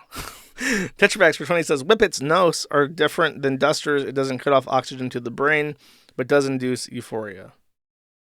I have a feeling that you are wrong, and that if you are like ingesting like a air, it will cause brain damage. Just have a feeling. Not an expert, though. Sneed Cricket for 10 says, can we give free helicopter rides to celebrities? Also, sorry for rackets trying to smear you. And then there's a YouTube link. Yeah, sure, why not? Do I look like I know what a JPEG is? I just want a picture of a goddamn hot dog. Hot dog. Hot dog. Hot dog. I have no idea why you sent this to me. Thank you. Blorp bloop for 2 says, BMG, no Gamba. PS, amen to freedom and extra strong CBD. You didn't, I just went to do the case update, bro. I don't know about extra strong CBD either. I guess he liked that. I've never done that, though. I'm a good boy. Tetrabacks for 50 says, do you think Ralph gets jealous of other people's super chats? He might. He's pretty easily incited, regardless. Yes, for the record, because I know that's what you want to hear. Yes, he's super fucking jealous. Pashmina Ham for 2 says, PPP described Ralph as the white supremacist to DSP in their interview, when Ralph has always had a spiritual connection to black people, SMH. Yeah, I don't know. Ralph's politics or whatever gets him money. He's definitely taken stances that would be called white nationalism, but the dude just cannot get enough black cock. I swear to God, Ralph would suck a black dick if it would make him look cool to other black people. He's really pathetic when it comes to like the race worship. He hates being white. He wishes he was black. Because then, like, Ralph being white means that he's held to like white people's standards, and he wishes that he was held to black people's standards. Bunker Housing for 3 says, who would you most see redeemed, Ralph or Rekieta, assuming they are 100% normalized and mental damage repaired? I mean, if they had like a brain reset, they'd be completely different fucking people. I don't know. I don't really wish goodwill towards either of them at this point. Rekieta has more children, and they have a better chance of success than Ralph does, so I guess him. Daniak, for 1, says, I personally think that Gunt killing himself would be more spiteful than if he lived, since it would deprive his A-logs of their favorite locale forever. They only get joy from his retardation. That's true. Don't tell him that. I was thinking about saying that, but I didn't want to be too mean, just in case. The Lion King, for 1, says, B-Jams. girlfriend Haver for 5 says chromatogram is the raw signal of a chromatography device outputs on a graph. These machines are finicky and require a lot of tuning, and a lot of research is done into getting working methods. Yeah, but for cocaine, I'm pretty sure they fucking figured that shit out by now.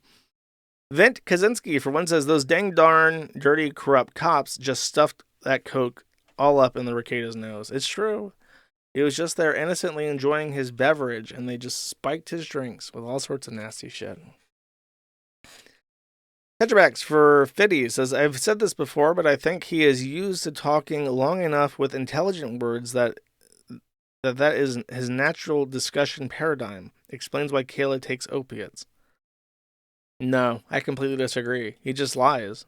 He just lies, and he likes to play games and phrase things in a way that gives him the benefit of a doubt so that people do what he wants. And then if someone says that Rekieta said to, they're like, no, I didn't actually say that. He knows what he's doing. He's not that fucking stupid. He's not that smart, though. Doing Your Mom, 2988 for 10 says, when Rekieta says, I hope I'm not as smart as I think I am in his stream, it made me think of this.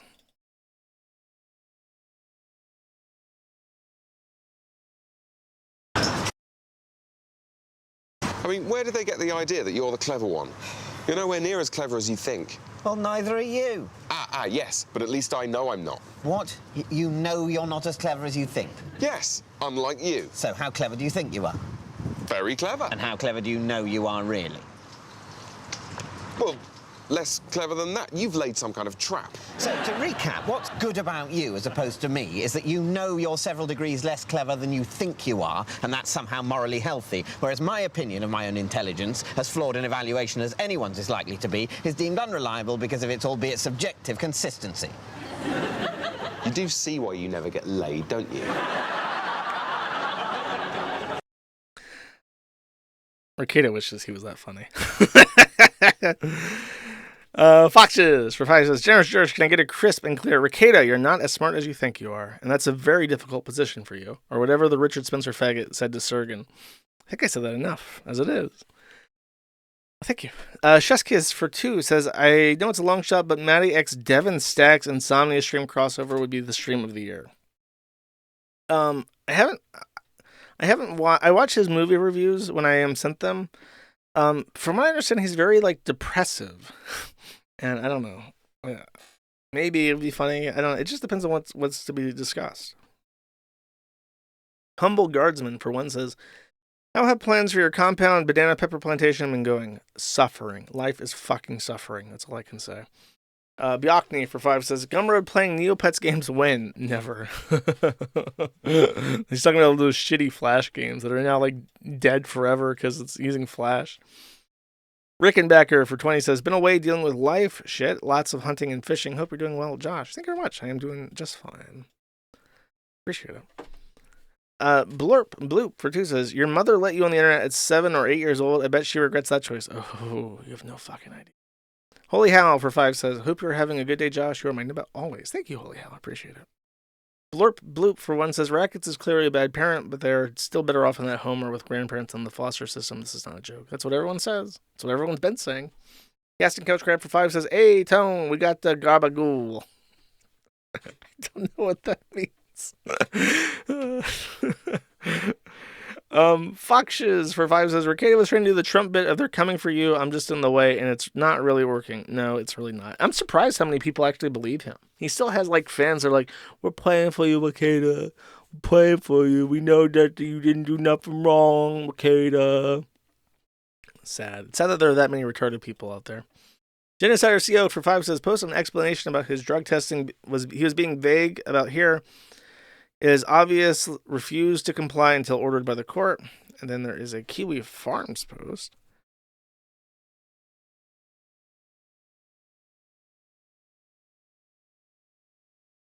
And he says, so your parenting plan gets set up between the first court date and the review date. During that time, CPS gives a parent CPS gives a parent a parenting plan which sets out drug testing, etc., which you are asked to comply and sign. If you refuse to sign or comply, they go back to the judge, and then the judge makes them order it for the court for the parents to comply with the plan. It sounds like Rekieta refused to follow at the very least, the drug testing portion of the plan until the judge made it an official order to follow the plan. If he refused to follow after it became an order, he would have been held in contempt and screwed himself over. Sounds likely. He definitely didn't consent at the beginning. I remember that very distinctly. The court was not amused by it either. He basically did, I think I mentioned this last stream too, but there's a thing that, there was in Pensacola, if I remember this story correctly, there was an attorney who was one of those DUI attorneys, and he had done videos about how, like, DUI drivers are the worst. He's the hardest DUI driver that's ever existed. He goes hard after DUI drivers. And then he did radio ads about how fucking hard he is on DUI drivers. There were billboards about how he's the best attorney for suing DUI drivers, and so on and so forth. That's his whole thing. If you got hit by a DUI driver, hire me, I'll sue. Well, he got arrested he got pulled over for DUI, and he dragged out the process. He got pulled over, and then he refused to, like, identify himself or something. He did something so that the cops had to bring him into the station and do a blood test for blood alcohol level by force, as opposed to a breathalyzer test. And as a result, his blood test came back in just under the DUI threshold. And it was because he forced the cop to pull him in and then get the order and then draw the blood, that he just had just enough time to sober up before it went to the test. And he got away with it, even though he was clearly pissed when he got pulled over. So Rekieta basically did, like, the court order version of that. Like, I'm hot on all sorts of drugs. I want to put as much time as possible. I refuse to consent to this. They get pissed off. They go to the court. They say, Judge, can you make this an order? Judge says, sure, of course. This is obvious. Then they get forced to test. They say, oh, well, since it's a court order, of course I will comply. And then he still pisses hot for alcohol. If I remember that correctly, of course, I could be misremembering. I don't know exactly what test it was he pissed hot for. Though I think it was like he only got tested for drugs or something, and then alcohol is like fine or whatever. Red Eyes Black Dragon for 2 says, Rekieta is starting mad shit, jerks. Just go over there and kick his ass. Yeah, that's what I should do. Good idea. Tetrabax for 20 says, and Baldo had called someone a pedo without evidence and has spent 250. Dude, that's a very cute thing. Mr. Rekieta, who quivers with the audacity of Mr. Moon to say the pedophile word, when he calls people like Vito the pedo a pedo and Max Carson a pedo, whereas Rekieta had never done that. Rekieta had never, ever, ever stated that certain people always like sucking little baby cocks. Never said that ever in any way, not even close to that. He's certainly not being sued for exactly that either. I should have brought that up. I don't know how that slipped my mind. Generic username and password for 1 says, you did not have a croc in Neopets. They were limited and stupid hard to get because you needed the rare pet plus full treasure map to get one. You would have remembered it for the rest of your life. I went out in person and I bought real life Neopets merchandise to get redeemable codes to get items in the game. I was aware, there was definitely some weird fucking thing that you had to do to get a croc. I can't remember what it was. It probably wasn't a croc, you're right. I don't think it was. But I definitely had some weird pet that you could only get through, like, crazy shenanigans. Sneak Cricket for 5 says, holy shit, a prop passenger plane fell out of the sky. And then there is a Twitter link.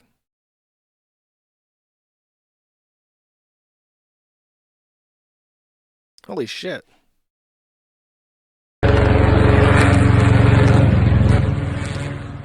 Damn, bro. That would suck. I bet people are like freaking the fuck out on that. And they all died. Crazy. 70 people in that plane. Plane's just falling out of the sky, chat. It's apocalyptic. Anime sucks. Copen's need. For 1 says, also, she's a green dragon. Mad Bossman Jack stress really feels horrifying lunacy top hat. Zent Sup for 1 says, okie dokie, boomer. Thank you. I don't know. I guess you're referring to my drink.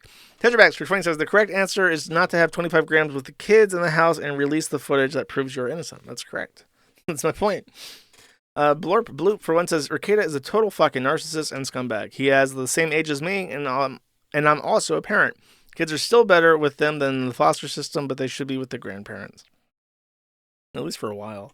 He needs to prove sobriety, but he's like, I don't know. He doesn't want to. He doesn't want to be sober. Anime Sucks, Cope and Sneed for 10 says, she's your age, Josh. She unironically loves her hamster to death, and I think you would hit off with her. Get it. And then there's a YouTube link, bro. No. Leave me the fuck alone. Drewby82 for 2 says, afternoon, Josh. What's your favorite comfort dish, like pot roast or cabbage rolls? Does pizza count?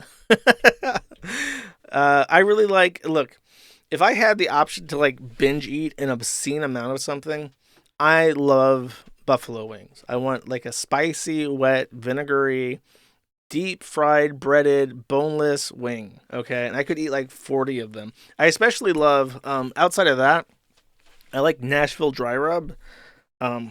But yeah, I can eat like an absurd amount of chicken tendies with a tasty sauce or rub on them. That's pretty comfy. Tetrabax for 5 says, a lie is basically a DDoS. It's an interesting perspective. Tetrabax for 50 says, he is feeding her coke and pretending he has no influence over her to choose to display not her house crack check to the public. Yeah, obviously. That's why I even said that. It's like, he's giving her fucking rocks. They're in this shit together. He's like, she has no money of her own. She can't work. She's like in a court case. She has nowhere to go. Oh, but she has total freedom to do whatever she wants. Like, bro, she can't get a job because she's on trial for possession. She's a loser, addict. She has nothing. She has nothing. You own her like a fucking pet.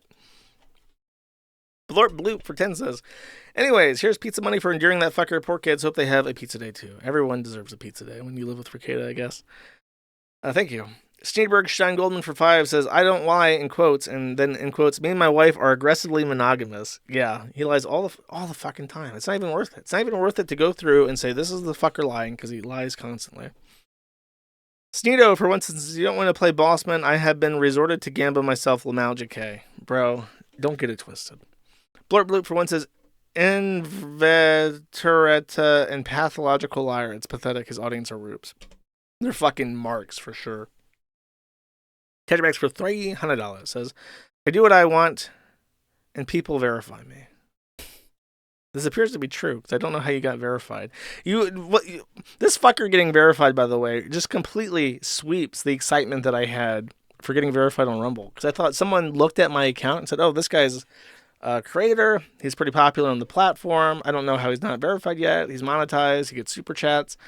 And, we'll verify the Kiwi Farms one, too. Because that's posting body cam footage, and that appears to be authentic. And then I get on the stream, and I'm excited about it. And then Tetrabax is fucking verified, and he has 1 follower and no fucking videos.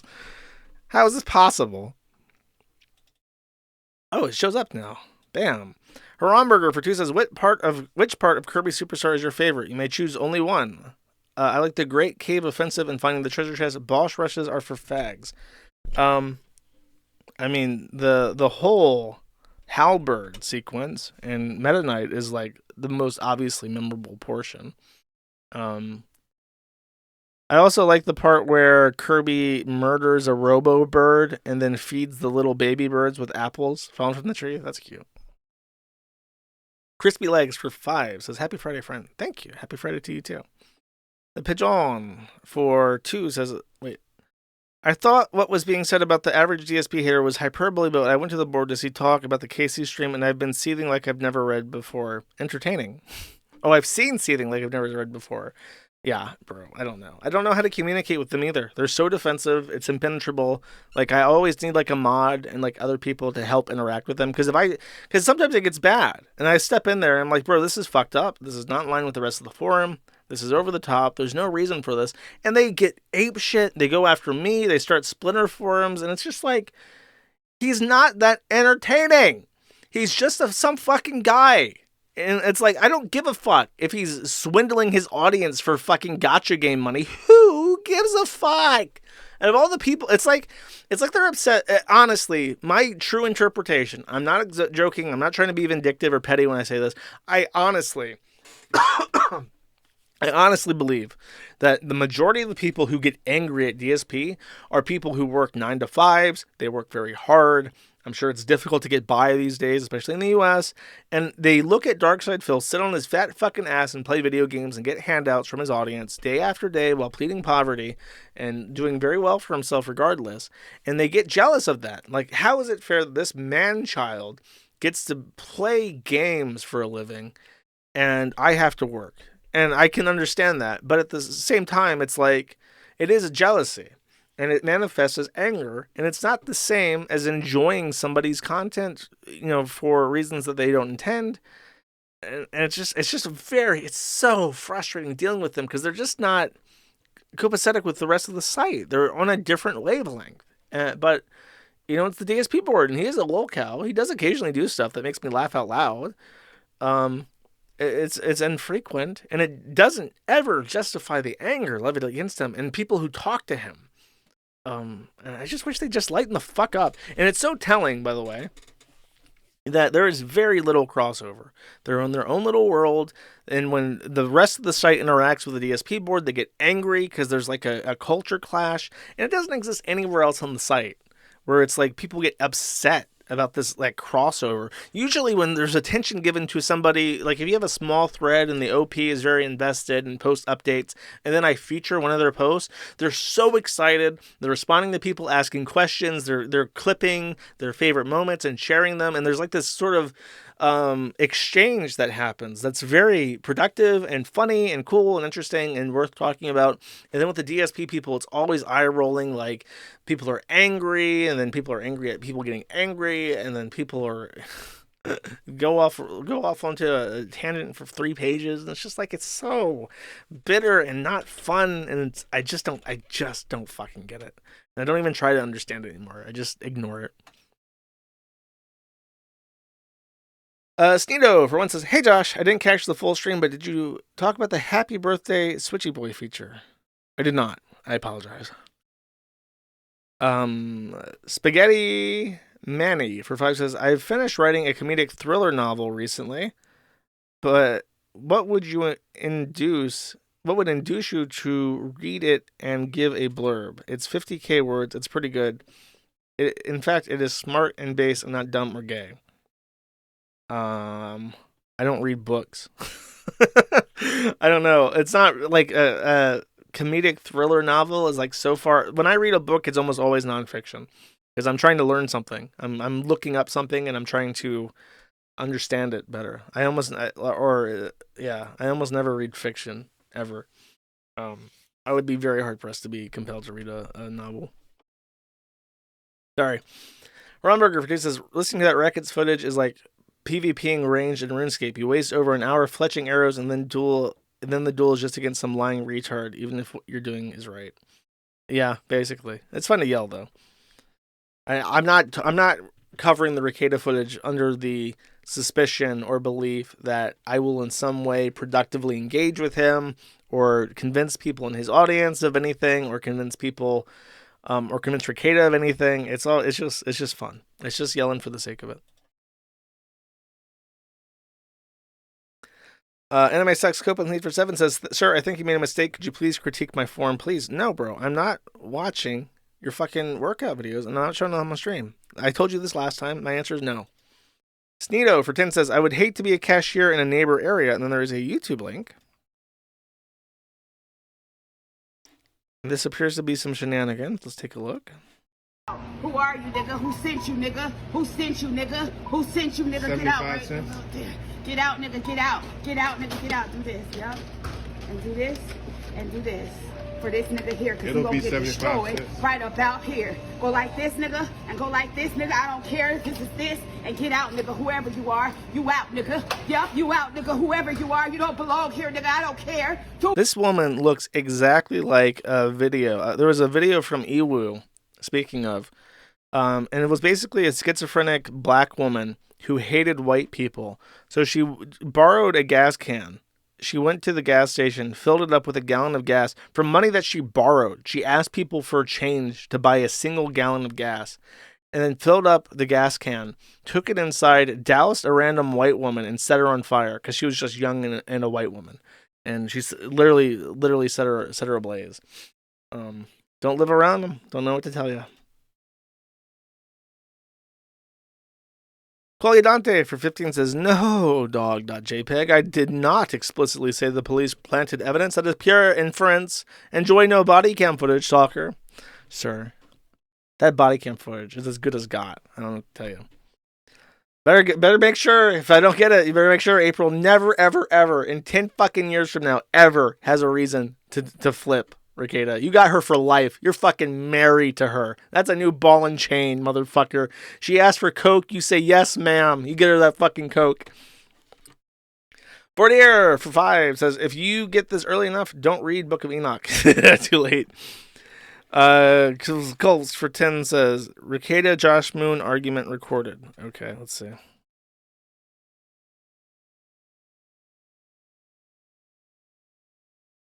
So you really stole my car, went to your ex's house, kidnapped her dog, came back to my house, went inside and fucked my dad on the kitchen table, spilling Pepsi everywhere. Pepsi? First of all, it wasn't Pepsi, it was Dr. Pepper. Get your facts straight before you start coming at Jesse, somebody. you fucked my dad! Basically, yeah, it's such a brilliant deflection. If you blink, you miss the subtlety and nuance in what he's really doing. Sneedo, for one, says, the fans that Rekieta has left are delusional animes. It's so true. So true, King. Dr. Coffin Nails, for 2, says, hey, Josh, thanks for the Rekieta segment. Why are people still sweeping for Nick? Disgusting. They're fucking low IQ as shit. For real. If you read the comments, you can tell they're written by retards. Coyadante, for 5, says, you can actually get most Flash games working in a dedicated program, but unfortunately Neopets games are a mix of Flash and HTML and make remote server calls. No way to neighbor rig around that. Yeah, I imagine. I imagine they're pretty fucking jank because they have to like report the reward. The false copy of Sunder, for 1, says UK politicians are explicitly calling for murder of protesters. Is this the black guy? I remember seeing this. This is the last super chat, by the way. Don't say anymore. I'm all done. They hurt. We've got children and women using those trains, destroying some relatives. They are disgusting, nasty bastards, and we need to cull their throats and get rid of them all. We need to cut their throats and get rid of them. And then retard cunt handmaiden. Yay! We have to cull retarded people. Okay, I think that's it. I remember that's the line, the important one. All right, chat. I have a special outro song. It's featured on the site right now. It's actually really, really nice. I don't know who sang it. It's called Fat and Brown. It was Golden Brown originally is the original song. I'll see you guys on Tuesday. Have a great weekend. Bye-bye.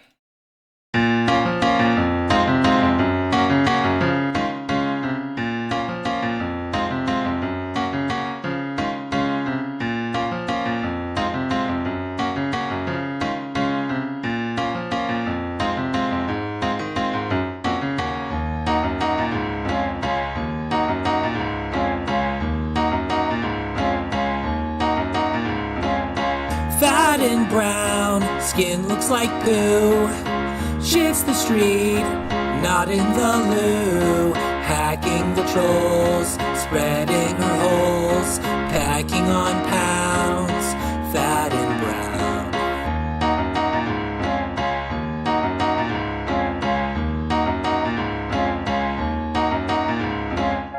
Every time Pat calls the cops on himself, using torch swats, Jackie gets mad, horny for chats, curry fart sounds, fat and brown.